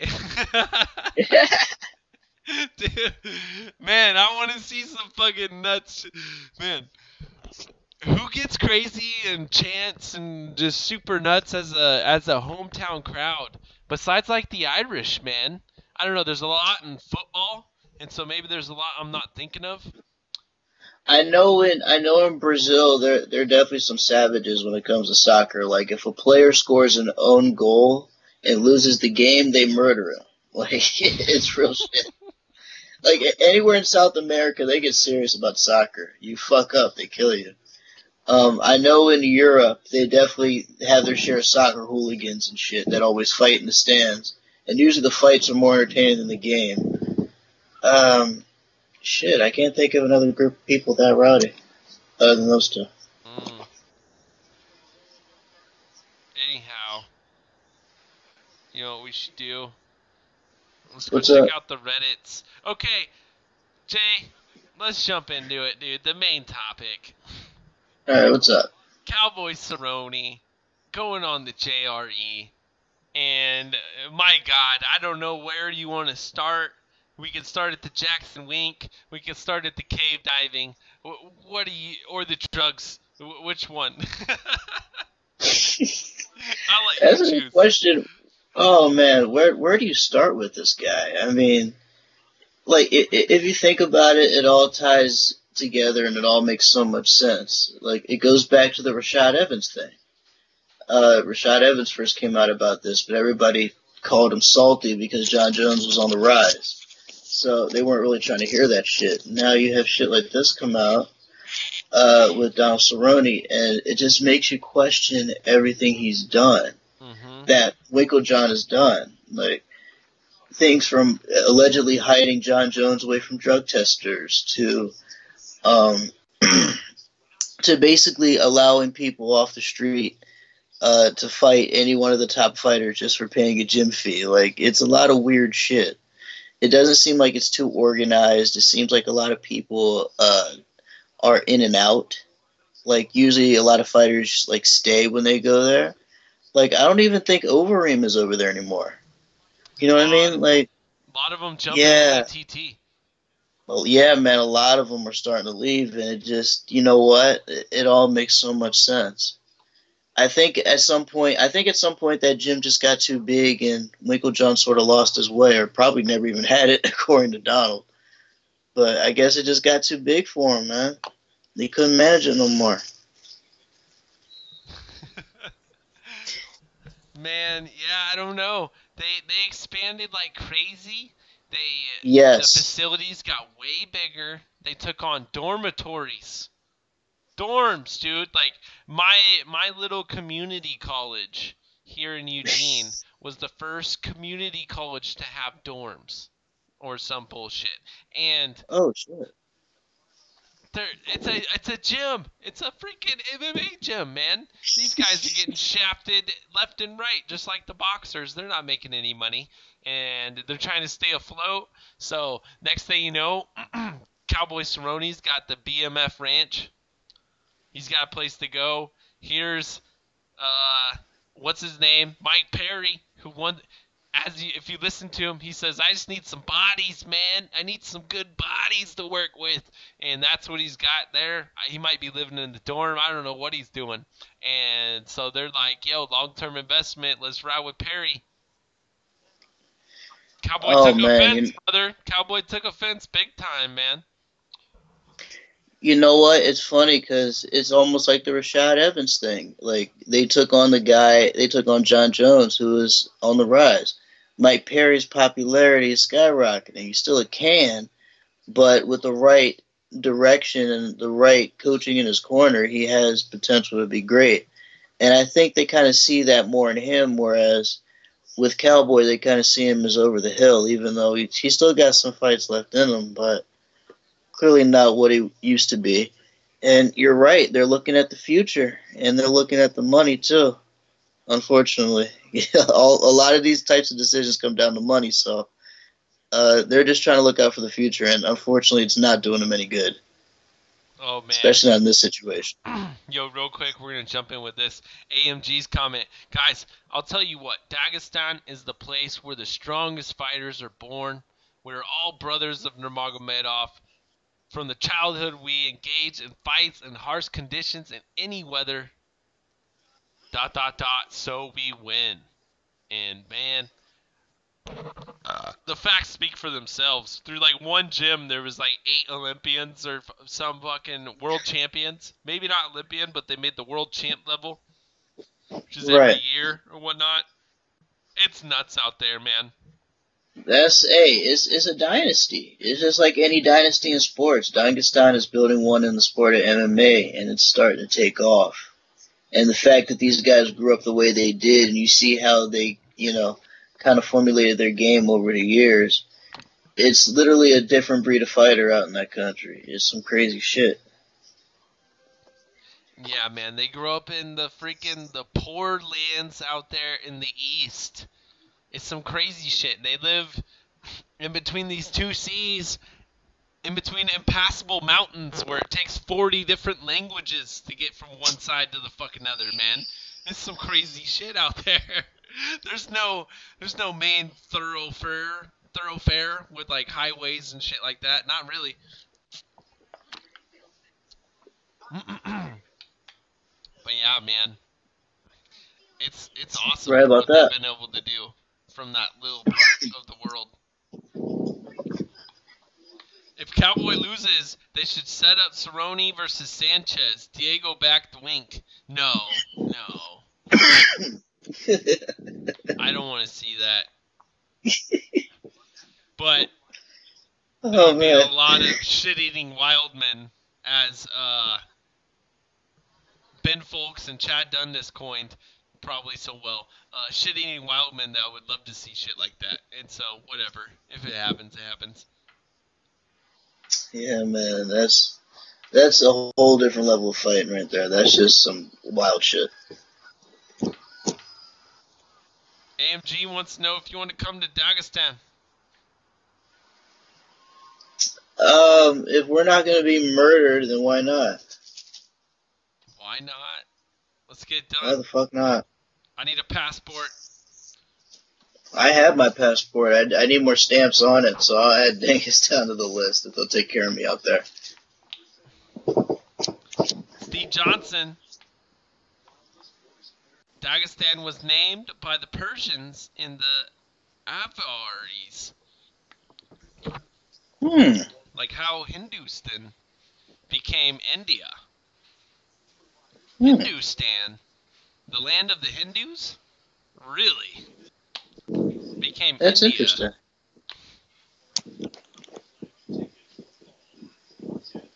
That's some crazy shit.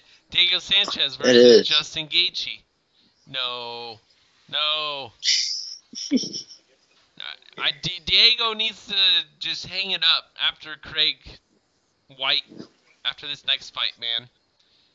Honestly, he should have hung it up after Matt Brown illegally elbowed him in the back of the head and knocked him out via equilibrium scar. Yeah, and just try and write out some freaking lawsuit until the end or something. Right, You like, fuck me come on, up, like, man. I'm suing UFC. Diego gonna be punch drunk, man. Well, he already is, but it's just gonna get worse. Like like you said, after this fight, he should just call it quits for his own sake. Goddamn. He should stick to having MMA matches with like people with Down syndrome and shit, like he did. Like when he had the charity matches, that was some cool shit. He should stick to doing stuff like that, maybe coaching and stuff. But fighting for real, nah, them days is done. For him, they're done. Diego, it's been a long time, a glorious time. You beat one of my favorites, Nick Diaz, you son of a bitch. You weren't supposed to do that, but that's what happened. And, man, I guess another thing that we could touch on, Jay, What's up? Did you watch The Ultimate Fighter last night? The heavy hitters, as it's getting labeled. I'm gonna be honest with you. I didn't see the show. No, don't do that. Lie to me. Lie to me, Jay. I'll tell you what. I didn't see the show, but I saw that guy get knocked the fuck out. I saw that guy just get completely shut down, man. That fight was actually good. It's funny because my thing with Tough is I don't give a fuck about the dramatic shit. I just like to watch the fights because I want to see them in action. I don't give a fuck about all the other shit. Unless he like misses weight, then I would like to see what his excuse is for not doing that. But other than that, I just like to get to the fighting when it comes to Tough.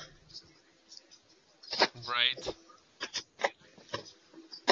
But please tell me about it, though, if I missed anything important, because if it is important, I'll look into it. But if it's not so much, I'll just wait till Gastelum and Whitaker fight, and then actually watch all these Ultimate Fighter competitors compete. Okay, so it is a big deal, _, fucking in Australia, bro. Okay, so Whitaker is getting the shine. It's been a long time since Tough Nations, or whatever that last one was, down in Australia. And next thing you know, here comes Robert Whitaker, here comes Kelvin Gastelum. Whitaker's able to take this shit, get some more time to heal and whatnot, get his name out there. Everyone in America thinks Tough's dead. Everyone in the media hates fucking Tough. They love the continuity. They also love bare knuckle boxing, which they're getting reimbursed to buy, and it costs us $30. I don't know how that's gonna work. Anyways, with the Ultimate Fighter, down in Australia, Channel 10 just picked this up. I don't know what that means, but they say it's free over the air. It's free live broadcast on the antenna. What? So you're gonna get all the Ultimate Fighter and the FS1 or whatever it's gonna be, the Ultimate Fighter finale card and the Adelaide card completely free over the antenna, available to millions of people down in Australia. It's going to be a big event down there, bro. And I'm kind of excited for Whitaker. He's going to get a lot of coverage, a lot of love down there. Yeah, they're going to make a pretty big deal out of him, especially since he's still champion. After the fact that he survived Yoel Romero on two occasions, he's definitely going to look like an Aussie champ right now. He's definitely going to be Aussie's hero, that is.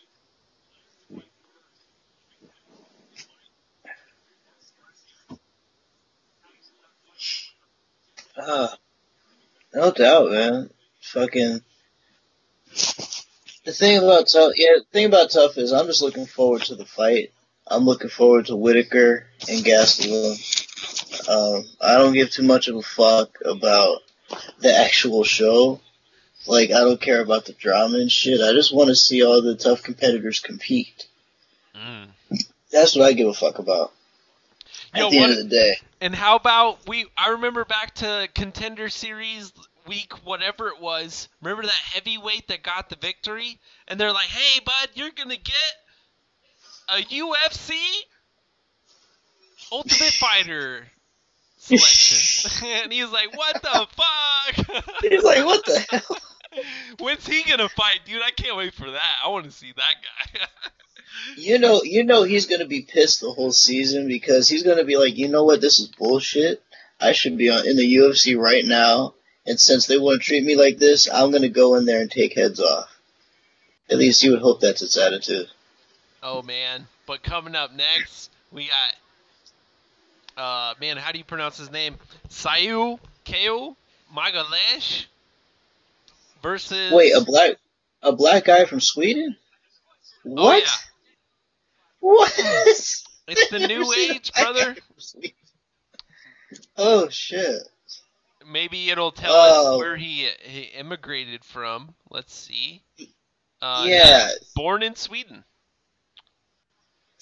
Oh, I thought he was like migrated somewhere from Africa. Oh my gosh.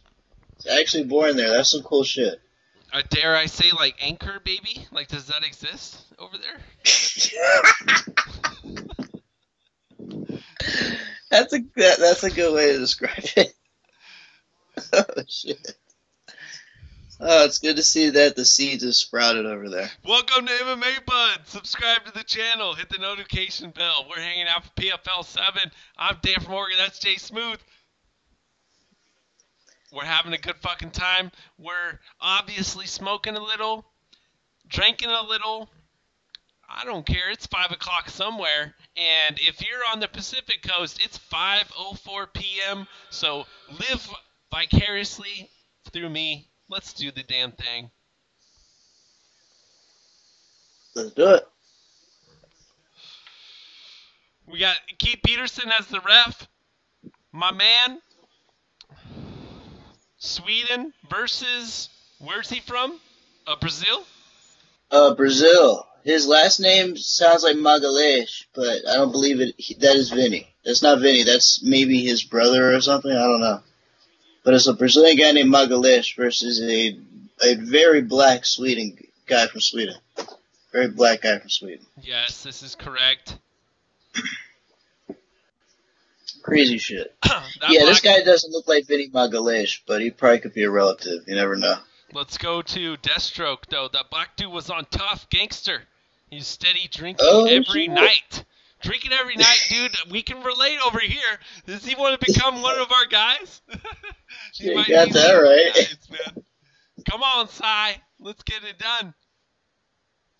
I love this because this is what you see in the UFC a lot. What they do is they take the international, the European, and they book them versus the Brazilians. Once you work your way up that circuit, then you can finally get booked against usually an American that's going to try and wrestle you. That's kind of how it goes, especially in 170s and 55s and other divisions. You know, speaking of foreigners versus Brazilians, that UFC Sao Paulo card is turning into a pile of shit with all the pullouts. Oh my god, dude, right? Because that shit was stacked hard. I don't know. Yes. Look at it. It's done, man. We're getting so many fights. We're getting guaranteed like 13 fights a card, dude. And I kind of love it because that means me and you, Jay, we get at least like 7, which is pretty awesome. No doubt. I'm all for that. Guys, if you're just now tuning in, Sai is standing in the southpaw position. Magales coming forward, looking like a Brazilian. with a little bit of muffin top coming over the top. And Sai looks big for the weight class. What's going on here in the middleweights, though? If you can get it done in a round, you could advance at least to about number 5. Oh! Magalhaes is rocked hard! Oh. He goes on the stanky leg, Oh. and he's done! He is out! He is completely unconscious. Here's Sai with the prayer. Let's have a drink for our man Sai, who couldn't quite make it on the Ultimate Fighter, but might make $1 million out here in the middleweight division. Wow! Jay Smoothe. Oh.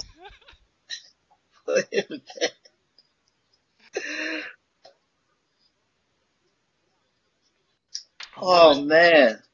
The high kick rocked him. The power of Wakanda put him to sleep. My God. Dude, it was stanky leg and then uppercut with the right hand with a mixture of a hook from the right, and then eventually he throws one piston shot and it fucking hits him on the temple and he goes completely out, dude. Oh my God. And Ray Seppo is like, yeah, my man. And then here comes another PFL high-ranking official. Don't hug him. That has to be one of my favorite stanky legs. Oh. Oh, man. I love the stanky leg, man. Yes, please. That had to be one of my favorites. Come over right away. Jay, it's funny because, like... No, hold up, Jay. Most importantly, do you smoke blunts? Pulse wants to know. And then... to whatever you were saying. Very, very good question. I do... But I usually go to bowls because it's a lot quicker. But every now and again, I will roll up a blunt. I haven't done it in a little bit though. But actually, you know what? I probably should. So I like to rotate a little bit between my bowls and my bong. But I'll roll up a blunt one day. Here and there, I'll do it, but I don't do it all the time. Man, I haven't smoked a blunt in so long. Yeah, man, it's been a minute. I usually go for a bowl because it's nice and quick and fast, but, you know, I'll go for a blunt here and there. Yo, this stream is brought to you by 907 Paintball. If you're ever in Alaska, hit this guy up. Go shoot some paintball out at his place, man. It's a nice wide open area in Alaska. A nice good afternoon. Get your fucking game on. Act like you're playing your first person shooter. We all think we're fucking good, right? Well, add a little bit of real life, physical skill and agility, and you might be pretty badass. Hurts like a bitch to get hit by one of those, by the way, especially up close. For sure. Break your skin it hurts big like time. A bitch. Yes, it'll fuck your skin up, man. Holy shit, dude. He finished that fight so fast that the round's not even over on the clock yet. It's just out coming in. 3, 2, 1. Bam! Man, let's give it up to Saeed. Let's go check this guy out. Our guy from Sweden. Saeed Bao Sai now improves to 7-3. He needs to just keep on banging along, dude. You improved to 10-3. That's not a bad record, man. Not at all. But look at him. Not at all. 185. What's his height? What do you think? He looks tall, man. I would say it's definitely over 6 feet. Maybe well, not too over 6 feet, but maybe like 6 foot 6'1". I wonder what the fuck. Let's go check out PFL and see if they list it. The Kevin Lee stanky leg didn't even look like reality. Okay, so this guy just pulled the stanky leg. Within the last couple of weeks, though, we saw another pretty nice stanky leg. I forget what it was. I know what you're talking about, though, but, man, I think that one was a little harder. Like, this one right here was a little crazier because he really tried to keep his footing, and he just fucked up. Magalhaes got blacked. Oh, he took him out to the Darklands. If you're going to put it in Mark Hunt terms, that's what he would say. Welcome to the Darklands, brother. All right, where are these guys at, though? Middleweight. Okay. Let's click on him and see if they got a fighter profile. They're coming in hard. Damn it, no height? He doesn't list his height. He's definitely over 6 feet. Like maybe I'm gonna guess like 6'1" probably. All right, dude. Look at his Gary Payton looking ass, though. What the fuck? Gary Payton.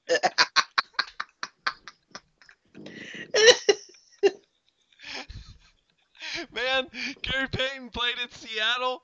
Gary Payton, I'm almost positive, went to Oregon State, which is like 40 miles up the road or some shit, man. He looks like a young Gary Payton. He does. Oh man, he does. I gotta Definitely a look. lot taller. I But gotta see man, their lineage, man. I wanna get both of their ancestries.com. I didn't know Gary Payton was from Sweden or had Swedish ancestors. Hey, think about it, bro. Think about it. Gary Payton, these NBA basketball players, they're like Genghis Khan out there, traveling the world, spreading their semen. That is true. Don't you think? Well, yeah, Will Chamberlain's record hasn't been broken, I don't think. In many Yeah, ways. one or two. Right. So I didn't know what you mean. Oh, There are a shit. couple people, like Ric Flair's always said he broke it, but I don't believe that shit. I don't know, though. He probably came close. Damn. Our man. Saibu. Sai. What? We need a nickname. Sai? Oh, man. That's Saibu a... Sai. I just heard what's his name say it. Oh, shit. Yo, if you guys are having a good time hanging out with me and Jay and the MMA buds, we do this for all of the crazy MMA freaking events that are out there, whether it's Cage Warriors coming up or Invicta, man, and I don't know how you're going to fit that into your weekend of freaking college football. I have no idea. I don't know what we're going to do, guys, but we're going to do the damn thing. Hit the subscribe button, hit the like, hit the alert so you always know when we're live, because we're going to be live for all the Eastern on the other side of the Pacific. One championship, Brave. What other is out there? Rebel FC coming from China coming up. I think we might have to watch that considering the Shanghai card that's coming up, man.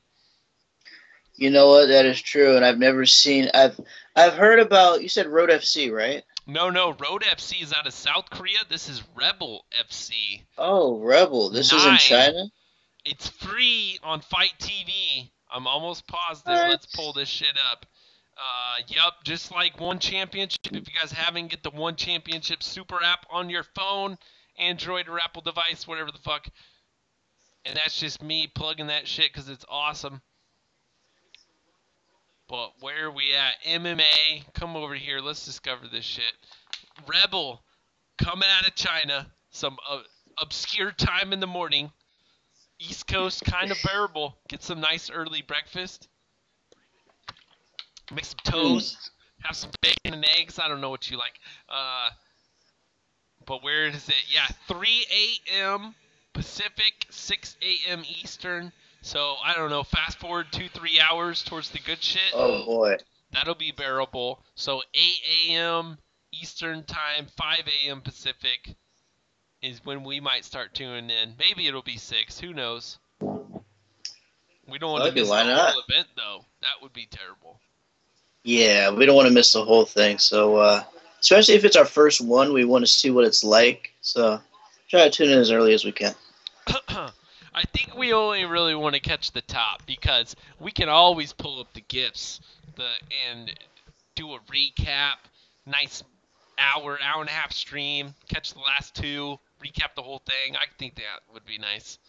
So maybe we'll shoot for like 9 a.m. Eastern, 6 Pacific. We'll see if that'll work. Who knows?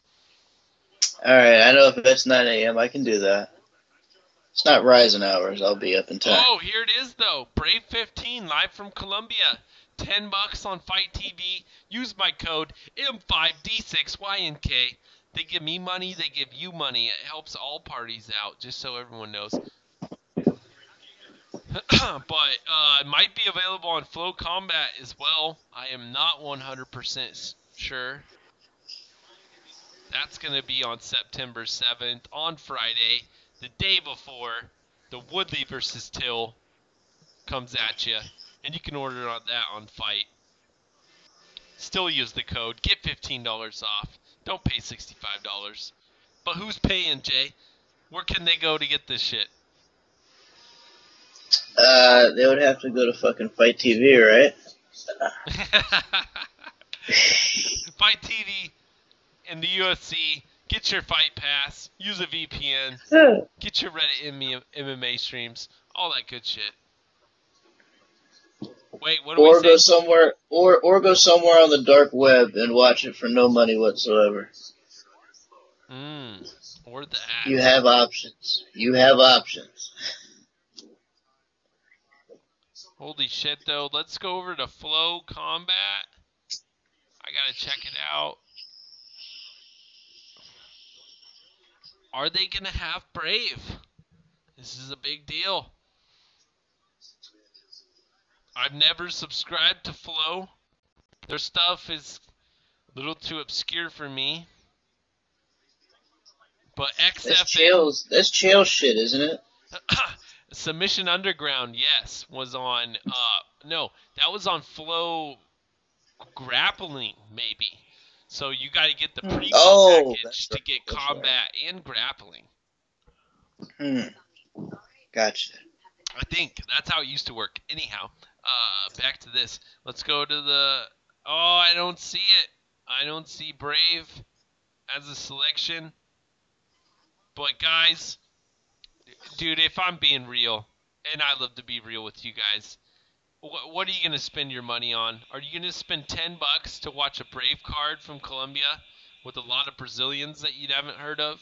Or are you going to spend $250 to watch the ACB 93 card with me with 3 title fights in Albert Einstein Tumanov, who you guys know can bang? I think we all know what we're going to do, man. We're going to watch ACB 93. Yeah, why not? I mean, it's a couple of bucks. Plus, we know some Russians on the underground will be streaming that for zero money if you want to be extremely cheap with it. So we do have options. Fuck those people. We're gonna ban them from the chat. I'm not gonna stand for this. 200 rubles. I don't even know what that equates to. This might be a Big Mac for them over there, guys. Come on. You spend more on a coffee every goddamn day. I spent more on my 40. I can afford ACB 93. I'll go 40 list that day if I have to. I don't care. But Brett Cooper is out. Tapology is lying to you. Albert Tumanov is facing someone else from the undercard. I forget who. Albert Dumarhimov, though, is facing Ali Bagov. Or, dude, I'm not pronouncing his name right. Abdulvak Habov. And what is his first name? Close enough. He's 15-1 though. He's the big deal. Albert Turev versus Petro Strauss at 185. That's some real deal shit. That's a Russian versus a Polish. The rest is Russian on Russian violence. And they're coming stacked. They're coming hard on this card here. It says 14 bouts. 14 divided by 250. Can you do the math, Jay? I can't. Let's call it a quarter a fight. You're going to pay a quarter a fight? I can't even split that between two guys. Can you give one guy 12.5 cents? I don't even know what the fuck to do, Jay. This is so cheap. Oh, that is a good question. It is so cheap, man. Like, what do you do? Well, besides just paying it, of course, but what do you do? Can't split it up. Somebody's just going to have to bite the bullet and throw down. Let's throw down, baby. ACB World app. Look for it somewhere near you. It'll definitely be available online somehow, so we'll check that shit out. It was on Fight TV before they got pulled, and they went straight exclusively to Facebook, so maybe they'll go back on there for $2.94 or whatever the charge is going to be. Speaking of which, I think the prelims are done. Well, the fights on Facebook are done. Right? And so what else do we got to hit on? Our man, Sai. Sai likes to drink, likes to have fun. Don't forget about him, man. He improves to 7-3. And no doubt. he's tied like 3 through 5 for freaking whatever place he's gonna be in. He's gonna face someone real, someone who got a first round finish, kind of like him, which is pretty cool. Can't beat that. No, and what else we got? What's coming down the message boards? Oh, Ring of Combat. If you guys got flow. Ring of Combat 65 coming up September 21st, and that's an East Coast event coming from that New York area up there. They always got the Don Hers, the freaking who's everyone that trains with Chris Weidman. What's that new gym that they got? Sarah Longo? Yeah, but there's Sarah Longo.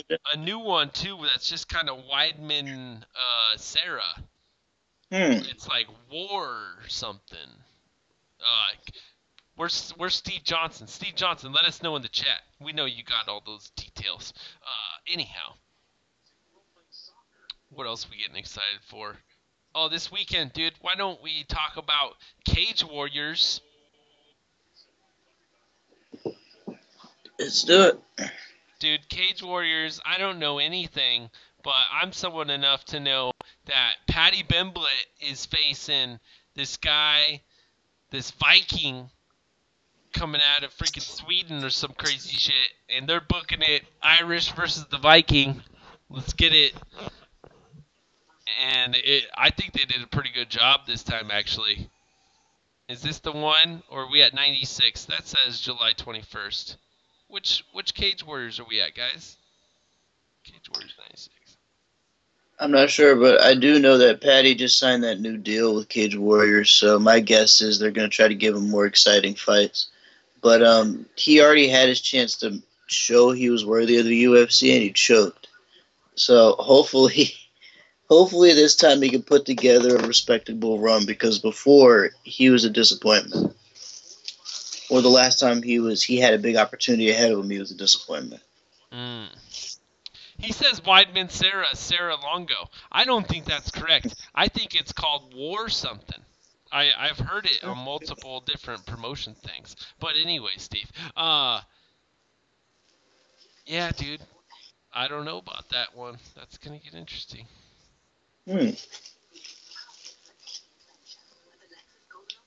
Paddy Pimblett, what I think... I'm sorry. I'm too high to keep track. This is what I really think, Jay.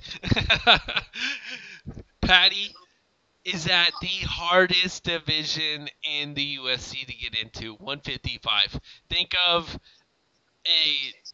5 guys that deserve a title shot right now. You can easily name 5 of them. Anybody can.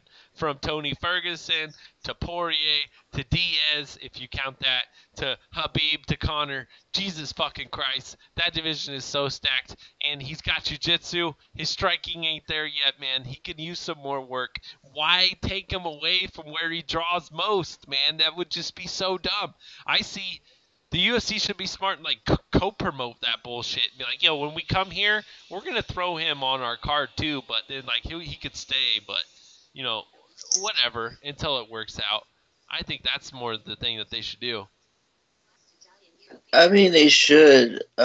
Once he proves himself worthy of it, he definitely should do that. Because it seems as if they tried, like, when they went to Liverpool and they threw that Molly McCann girl on a card. She missed weight and she got choked out. They might feel some type of way about this dude, considering the last time they tried to give him a contract, he choked. And he allowed some can to kick his ass and take his belt over Cage Warriors. So hopefully this time he can build up enough of a good run to where the UFC will consider giving him another chance to prove himself again. Dude, you could totally be right. Yo, and Steve Johnson, powerful in our chat, man. This guy is like the powerful Jamie to our J&R E-stream over here. And he says Law MMA, Longo and Weidman. And so that totally makes sense. I thought it was War. I was close. It's Law. Longo and Weidman. Powerful Steve Johnson. Thank you for that. Good shit. Yeah. I did not even know that. But, man, okay. What else do we got to talk about? Cage Warriors. Let's check out this card. Pimblett takes on Soren Bach of an 11-1. I'm not sure what this flag is. It's red with a white stripe. You guys will have to tell Oh me. goodness. Yeah, I've never seen that. And then 185s, they got a German versus an Englishman. Jack Grant takes on a Finnish guy from 180, 155s, and then rounding out 170 in like the 4 fight main card is Nicholas Dalby taking on a 6-0 Italian, Roberto Algorenti. Allegrenti. And this guy, man, I've seen some Italians come out and look pretty damn good recently, man. I won't freaking lie. And Dalby went to a draw with Darren Till, if I can remember correctly, before he got cut from the UFC. So as far as Oh, Cage so Warriors goes, he's the lone draw on Till's record. correct. Oh Yeah, shit. I'm pretty darn positive. Go check it out on Fight Pass if you guys aren't, because that's how we're going to watch this and Invicta tomorrow. Get a 7-day free trial or whatever the fuck. Jay's got a way of getting around it. But Yeah. man, There's always a way. it's worth the money. It's worth the money in my eyes. Here's the things that's worth your money. Go buy DAZN for 1 month. Don't do it yet. The fight card before 1 day before Joshua versus Pafkin is going to be a Bellator. So on the Friday, we're going to buy DAZN, and we're going to get that event. The next day, we're going to get Joshko versus Popkin. The next week, we're getting Bellator 206, and that's the only way you can get it. Gegard versus Musasi, freaking Volkov versus Diego Lima, and what? Gilbert Melendez's wife is going to be on there. Carrie Melendez is going to be on that card. This thing is stacked as all can be, man. It is. It's actually going to be one of the better Bellator cards that they put on this year. Jay, keep telling the people what's up because I gotta let my girlfriend in. It's all you.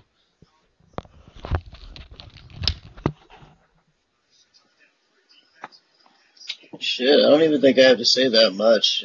He pretty much summed it all up. It's going to be pretty stacked for the rest of the year, especially toward the later months. And, on top of that, on top of having Joshua and fucking Povetkin, now we have Fury and Wilder, maybe in November or December. And on top of that, we're going to have continuation to the Bellator Grand Prix. We're going to have the fucking... we're going to have some bigger UFC cards later on, like in the fall. We have Triple G and Canelo coming up in 3 weeks, maybe 2-3 weeks. So the rest of the year, it's going to be pretty stacked. We have a whole lot of shit to look forward to and a whole lot of fights to watch. Dude, it's actually going to be... It's getting nuts, dude. It's getting fucking crazy. Because there's a Mickey Garcia fight coming up on somewhere cheap, like ESPN, Showtime, HBO, whatever the hell. That's going to be coming up. And Amanda Serrano, which is one of the best women's boxers out there, is going to be on the Facebook prelims at 4 Eastern, or no, 4 Pacific, 7 Eastern time. So tune in for that shit. And there's so much combat sports, man. I love this time of year. It's insane. I think combat sports blew up with the $4 billion sale, and everyone bought in, so everyone's pushing it. They're trying to find their hold, and we're just getting flooded, and it's kind of amazing, dude. It's never been better for fighters, which means there's so much more opportunity, and there's going to be a lot more better skilled guys that are slotted into those positions, man. It's 25 years, Jay, in MMA. It's just getting nuts, man.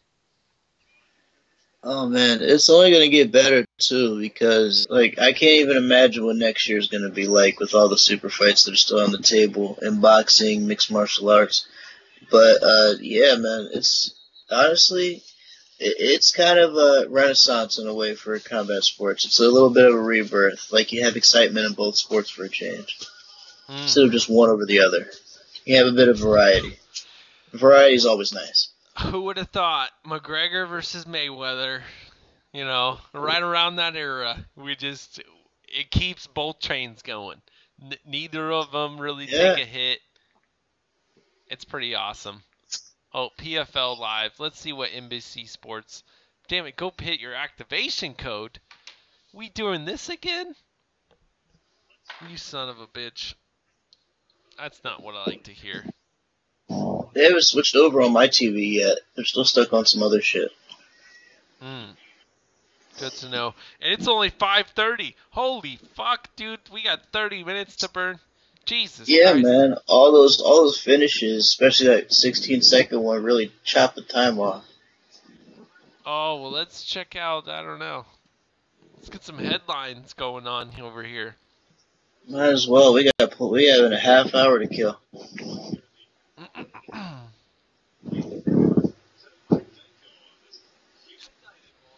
Oh, shit. Biggest news of the day.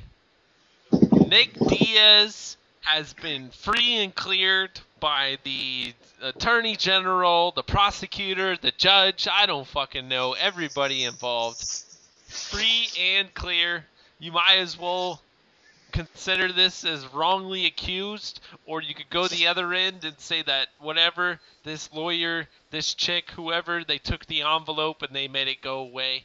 Either way, the Diaz bros are free and clear. Let alone you're talking about Nate, who just recently, what's his name, Clay Guida, took all charges away from, and now Nick. What a great day for MMA. Jay Smoothe, what do you think, man? Now that Nick is finally a free man and doesn't have any more bullshit to deal with, it's time for him to fight again. At least if he wants to.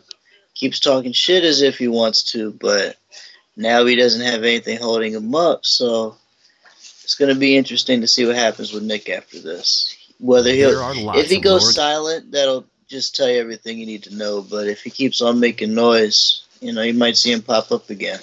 You never know. But at least now he doesn't have something lingering over his head. Right. He can come in at any moment. Last minute. There's few names out there that'll headline anything or pull in a draw like anything that a guy that doesn't have a belt like a Diaz, bro. And now we got two of them that are free and clear to get in there and do the damn thing. We'll see what freaking happens. Man, Drunk Savages wonder if they can get Nick Diaz to headline the New York card, or too soon. Probably too soon. But against who though? 170, yeah, 185.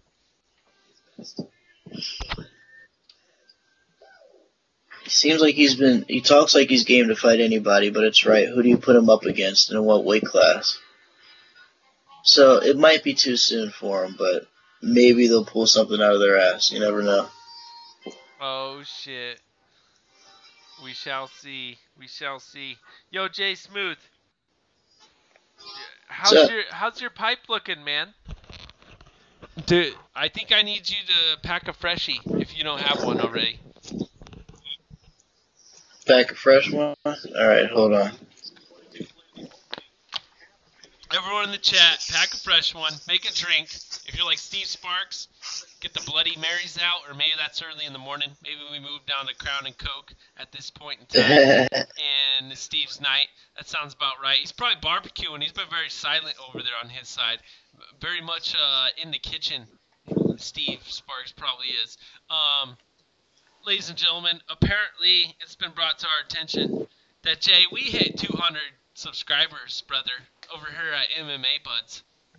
Oh, shit. In a very short amount of time, our fans, our people, all the sickos out there have helped us get from just 100 to 200 subs, just like that. Just for all the love out there that we're giving all the MMA scene. So, man, cheers, Jay, to you, to me. Cheers. To everybody else out there. I love all of you. Let's fucking, here's 200. Let's get 200 more just like that. Let's do it.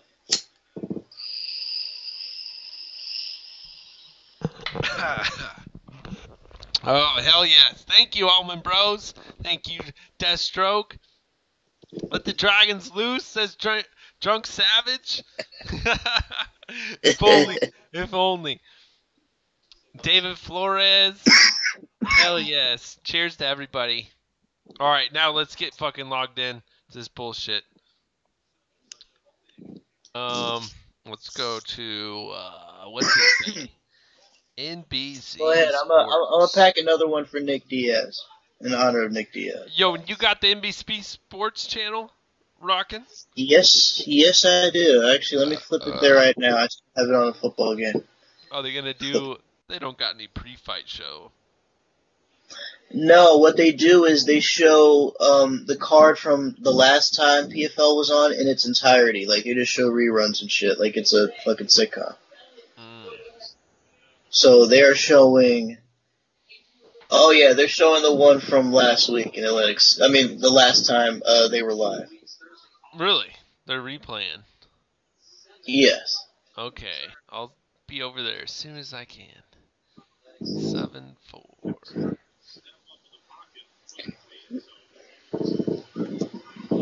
All right. You guys like dragons? Want me to drag my nuts on your face?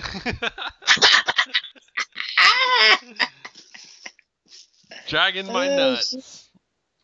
God damn you, death.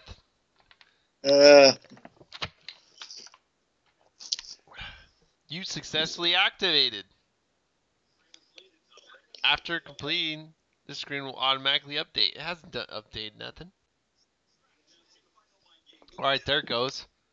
This network is not included in your subscription. Yeah. What the fuck?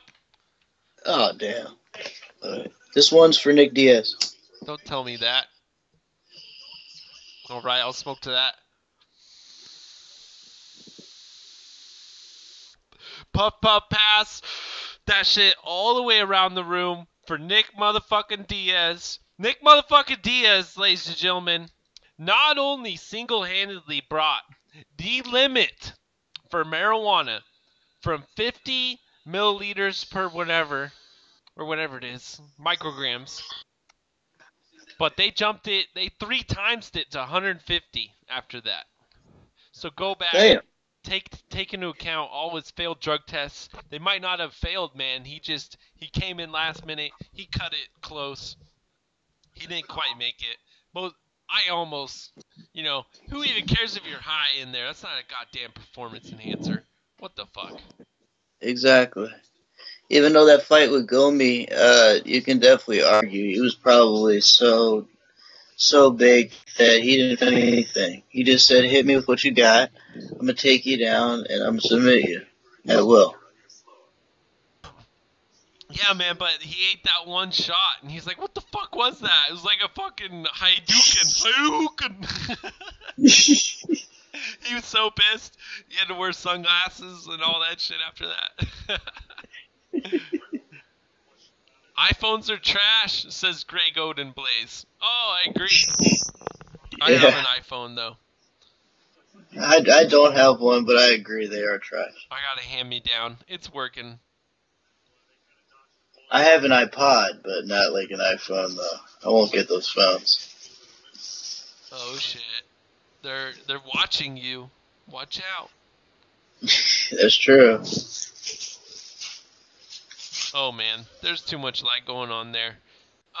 What the hell? What else is going on Saturday night? Man, there's all sorts of crazy football. Jay Smoothe, do you like college football? Yeah, man, the Maryland Terps opened up against Texas at noon on Saturday. The problem is my team currently has the assistant coach as the head coach because the head coach is under investigation for one of the players dying. And chances are he's going to be fired for that. So my team's not in a very good situation right now, but I'm hoping for the best. We play Texas at noon, and it's a home game, but I don't like their chances. Does Oregon open up on Saturday? I assume they do. Oh, yeah, they sure do. They got Bowling Green, some team that they most likely paid to come play us out here, because we get 4 home games in a row. But it's one of those seasons out here in the Pac-12. We play, I think, 9 conference games, and this year they play 4 at home and 6 away, or 5 away, or whatever. So we had to pay little teams to come play us. That way we got 7 home games or whatever the fuck. So we play Portland State next week. Portland State will get a lot of money out of that. That'll be good for them. But then we play San Jose Oh, yeah. State. That'll be the biggest test right before we play Stanford. So that'll fucking Oh, shit. be crazy. Yeah, that's week 4. Damn, that's pretty quick too, man. Hey, at least you're not like in the Big Ten. Like Maryland is not ready for it. They should have stayed in the ACC. At least they wouldn't be mediocre. Now they just get their ass kicked. Screw it, man. You just jump right in there, dude. That's how you get better. You gotta fail to get better. That's true. I Hopefully thought they they turn were it showing around, the though. fights, but then I read reaction, and goddamn right it's reaction. Plus, we're gonna get you hyped for other shit. But Soma versus Abdullah, we got the Canadian versus the Australian or New Zealand, whatever this guy is. What do you got there, Jay Smoothe? That's the main event tonight. The main event? Who do you have? Dude, I'm rolling with Roma. Roma gave me a fight of the night. I loved it. So, give me another one, brother. That's what I'm hoping for. I think I might go in that direction. I think I'll stick with that. And then Bazagit Ataev versus Sean O'Connell. That's at 205 as well. And Ataev, this guy had only lost to Alistair Overeem in the last 12 years or more. Like, literally, go back and look. And then he came into the PFL. He lost his first fight. Now he's taking on Sean O'Connell, who won a fight. And if he can win, he can get into the playoffs. No matter what, OC's in the playoffs. I think he might come in with more motivation here, man. I think so. I'm personally I'm going with O'Connell. I would like to see him win this fight just because he'll be closer to Vinny Magalhaes. But if he gets like a first round finish at least. But the Russian seems like he's a bit on the old side. But then again, Russia's been shining in this card, so I'm gonna go for O'Connell for the upset in my mind. But Russia's been dominating the card, and I think it might continue tonight. If I'm being honest. I love it. Let's be honest, Jay. We need to have a back and forth. One of us picking one picking the other, so I can talk some shit to you in the MMA Holes Fight Buddies chat if I need to. But what's his name? Nick Lyle asks a good question. What card are you reacting to? We reacted to the Facebook watch portion. Me and Jay will come at you with almost all the free shit. So stay tuned for that nonsense. But what are we going to react to this weekend? Cage Warriors 96, Invicta 31. Next week, Rebel FC live from China. Maybe that Brave Columbia card, if we get it. Who knows? There's an LFA next week. Me and Jay might swindle and get going. That's LFA 48. They are going to follow the UFC straight to Nebraska. They said, what's up, Nebraska? How about that fight? You love it? Let's do another. And so they're coming back, dude. There you go. And then the next day, early in the morning, one championship, ACB 93. It cost you €250, $294 American dollars. Buy that shit. Watch that. And that's right before Till versus Woodley. Come hang out for the Facebook prelims. And whatever the prelims are on, we're going to hang out until Fight Buddies goes live. Ain't that right, Jay? Damn right. So that's how we roll over here. Tony Lovenut says, anyone seen my medication? Oh my god. That fucking name. Oh shit. Oh, that's funny. Goddamn. But holy shit, I don't even know what else to look forward to. This card's nuts. They're gonna fucking get quick finishes, man. We can almost guarantee it. I'm gonna pick upward, basically an 80% finish rate is what's gonna happen. I can see that. Everybody's gonna go for it. Russians got the momentum, says Deathstroke. You sure enough do. Ah. It's hard to pick against a Russian on this card. Right. Mike Lyle, what you want to do next is Google the MMA Holes. We're fight buddies. And after me and Jay are done, because we're through, we're done, man. We smoked, we drank, we've had enough.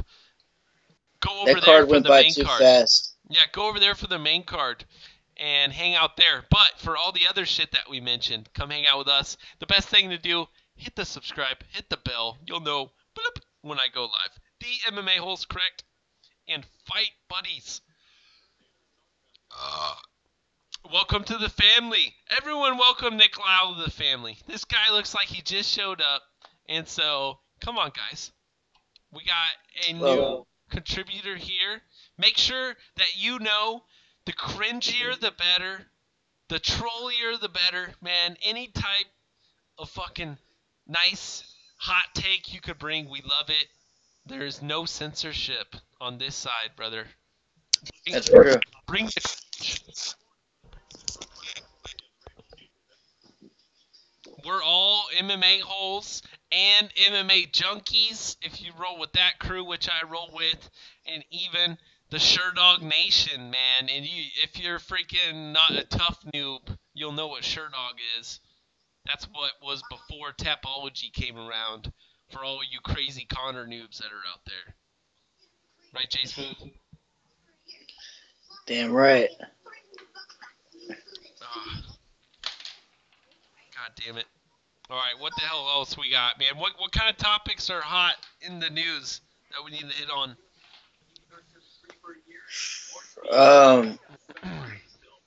Darren Till talking about his weight cut, not going so well. Does this not concern you at all?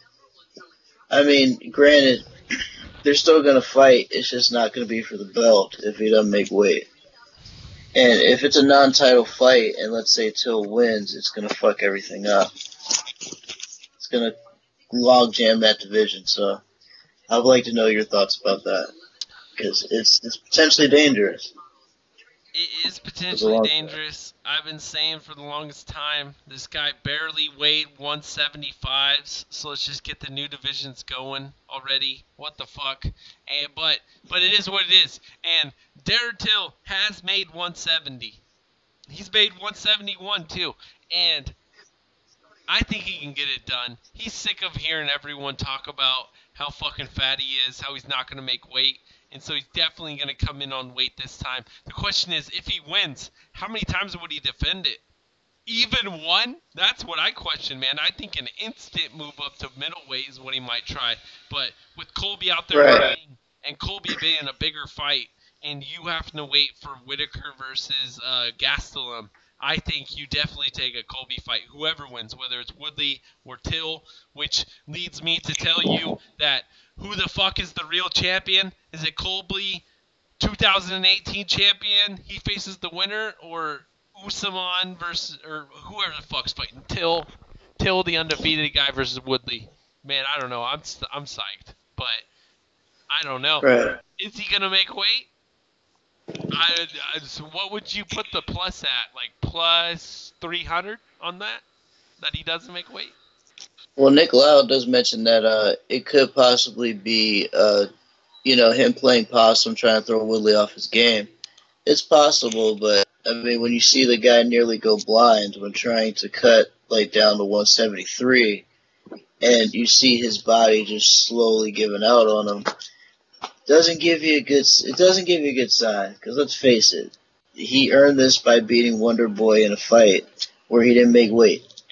And when he went to try to go down to 170, it looked like it killed him. So hopefully it was just like a one-time occurrence, but it just doesn't give me a lot of confidence in him to actually make the weight. But hopefully I'm wrong.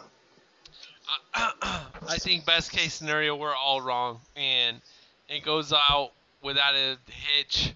But then that sucks because that gets no news. I don't know, man. Dude, okay, hold on. Let's get to it. Did you catch the press conference? Or, I'm sorry, the media scrum that was going on? Did you hear the questions and the answers that were coming out of Nico Montano's mouth? I started to get into it before we got on stream, but I'm going to look at the rest of it later. But it was, from what I gathered, from what I saw, That girl has went through a lot in her life. Like, what hell of a fucking journey. Living in the basement, apparently, Yeah. during all the interviews and shit going into that tough season. So you can back that up with video evidence from MMA fighting. Go look at it. Yeah, man, that's kind of what I gathered from it. Like, this girl has been through so much in her life, and she has that mentality. Like, she's willing to go out on her shield, like when she fights, because of how she had to literally start from basically nothing just to get to this point. So it shows you how motivated she is, but at the same time, her story is fucked up. Mm. She was going on a lot about Jesus, what it is to live like native, and fucking consumption isn't everything. Just because we live off the land and shit doesn't make us fucking sickos or crazy or whatever the fuck, dude. She's getting nuts, man, and I love it. Like, I'm all for sustainability and living minimalistic and with low overhead, all that shit. Cause fuck the debt, fuck all that nonsense. That's stupid. But the way she went about it was just weird. It was like, I don't know, man. The wrong time, wrong place, I would say. She probably wanted to get all that off her mind because she's been through so much in life. So, like, that was probably her moment, and she just fucking vented. But you're right. Like, she didn't read the fucking audience. She didn't need to say all that. Do you think that she thought, one time, one place, what if I lose it all? This was my only platform. Might as well go hard, right? Is she's predicting her own funeral? You never know. I mean, she probably, you know what? She's probably the only person that has confidence in herself, to beat Valentina, but at the same time, she probably thinks in the back of her head that, you know, the worst is yet to come. It's just that she doesn't want to display that. And I think she tried her best to contain it, but that definitely was a good display. It was a little crazy. At least they split up the press conference to where it's like, all right, here's the co-main eventers on the call, and then if you got any questions from the main eventers, you just gotta wait. I don't know. I don't know if I like that more or if I like them all on the same stage together and let's just do a free-for-all. But the last time they did that, the fucking questions sucked. So, it's fucking weird. Those fucking phone calls are AIDS, even though it did sound like she was kind of reading her last rites before she was about to die. Like, that's the feel her speech had to it. Yeah, like she was reading her last rites. Weird shit. Here I am for the last time. This is what I got to say. This is my time to get my message out, which I don't know. Take advantage of the opportunity, but I don't know, soften us up a little bit, work us into it, and then get that one question where, bam, all right, I gotta go out on a freaking rant here. Or I was thinking about it, I was like, what if she went just pure troll or peel heel style, where she's like, yo, all of you sickos out there are just consumer motherfuckers and you don't know anything. I live off the land. I live free. Yeah, I kill fucking animals. Fuck you. I don't know, dude. Just go like Iron Sheik style, or I don't even pay attention to professional wrestling. Something fucking crazy like that. Because everyone out there is a consumer and can take offense to that somehow, just like by just going full fucking 7th generation Native American style. You could totally do that. I think that's a play, and that gets their message out where you guys are dumb. Like, what are you doing? You need a new iPhone every 2 years, so some Chinese guy's got to kill himself in a factory? It's just crazy. Iron Sheik once says Drunk Savage. Jay, your response. Yeah, she can definitely pull off the Pocahontas thing. The only thing she was missing was a headdress and maybe one of those Indian chants when they're trying to send a smoke signal, or maybe do like a tomahawk chant or some shit like that. Like, that's all she was missing. Yes. Full Pocahontas. You're on to something here, Jay. Keep rolling. Might as well. Keep brainstorming. I like this. Might as well go full Pocahontas. I mean, fuck it. There is no other character like that in combat sports. Plus, people that are that have Native American descent go through a lot of pain, and suffering. So it's almost as if every time they speak, it's like they're about to make some impassioned speech about changing the world, but really it's like, okay, this crazy Pocahontas bitch is talking about world peace when she's about to go punch another girl in the face. It's fucking weird, but some people get into it. Only through Christ can I punch this guy in the face and hopefully knock him out. Man, I would love it, dude. I would fucking love that shit so hard. Oh my gosh. Just go full heel and just attack the consumer, because that's everybody. That's the fan. That's the guy buying the nachos. The people running the stadium that you're showing up to even fucking perform in. That would be great. I don't know. Deathstroke says when she walks out, everyone should do the Redskins tomahawk. She was drinking fire water, says Deathstroke. She might not be liable for what she was saying if there was fire water involved. So, great point there. Great point. Holy funny. Smokes. But what else we got to look forward to next week? UFC 228. Yair and the sacrifice of Brandon Davis. This man shares the same last name as me, so I'm a little sad. But, yeah, let's talk about this guy. I know absolutely nothing of Brandon Davis. I assume he's like 1-1 in the UFC, something like that, coming in here. And he was the guy to say yes when just 25 said no. What do you think, Jay? Zabit is going to slaughter him, obviously. Brandon Davis is stepping up and being a warrior. He's probably taking the fight because he said, you know what? If no one else is going to take the prize, I'll just go ahead and take it. Sucks that he's being treated this way, but you know what? Someone has to step up and be the sacrifice. Right. It's not going to be pretty. It's not going to be pretty though. It probably won't last any more than 2 rounds, and he's going to have heart, but in the end, it's just going to be too much for him. Zabit's probably going to make easy work of it. It won't be short work, but it'll be a good performance. He's got heart. He's got heart. All right. One thing that really stood out to me is you can go to UFC and you can try and look at the card. That is incorrect. They showed you on the last broadcast what is correct.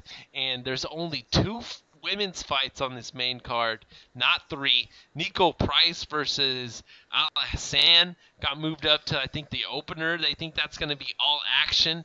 And then we're going to get Andrade and Kolpakavic, Zabit versus Davis. What else is coming out? Nintano versus Bullet Shevchenko. We haven't even touched on that a lick. And freaking Woodley versus Till. This is some pretty good shit, man. And yep, they got it correct over here on Wiki. That's the place to go if you're ever looking. No doubt, man. Oh shit, the Professional Fighters League is now on TV. Okay, let's just switched over to NBC. So yeah.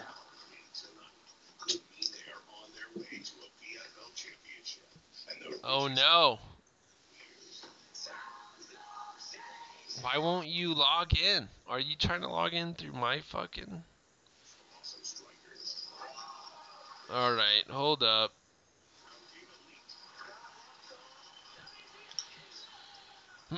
Alright, Jay, you gotta occupy the people.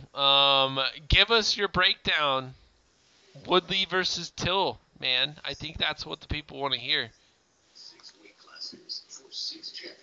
Oh, Woodley versus Till. That's simple, man. Woodley's just gonna wrestle fuck Till. If he can get on the inside, like, Till's going to try to chew him up with leg kicks, but the fact is Woodley's just going to use his wrestling against him. And he's going to try to just make it more of a grinding fight, go to a decision. I don't think he'll finish Till, but he'll definitely take him down and try to control him on the floor. Till is going to try to utilize his striking to try to take Woodley out, but I don't think he wants to have anything to do with those heavy hands.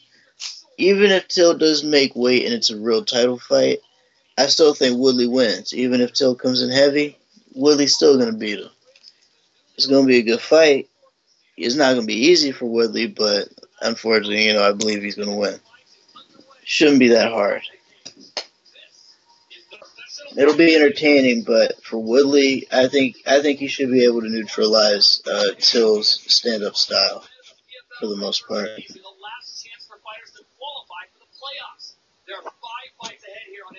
Oh, don't mind me, folks. The PFL is actually on TV now. It just switched over to NBC as Sam. And they're just doing commentary now, just doing the opening and shit. He blowed up another ball. 3 points are awarded for a win, 1 for a draw, and 0 for a loss. Here's the key, though. Bonus points are earned for early stoppages, so fighters are looking for those knockouts and submissions. The top 8 in each division move on to postseason. What's up, everybody? What's up, Flores? Definitely Deathstroke. We'll definitely smoke one day. Two PFL divisions have already completed their regular season. Here's the lightweight playoff bracket. Top seed, showing the lightweight bracket right now. The only notable name in the bracket is Will Brooks at number 2, who is fighting some Russian named Magomedov, number 2 seed versus number 7 seed. But the rest of it is just standard. There is another Russian in there, 4 Americans, 2 Brazilians. Most of the names you're not going to recognize, unfortunately.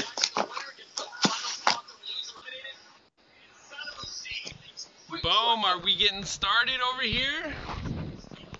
Yeah, man, they're almost getting started right now.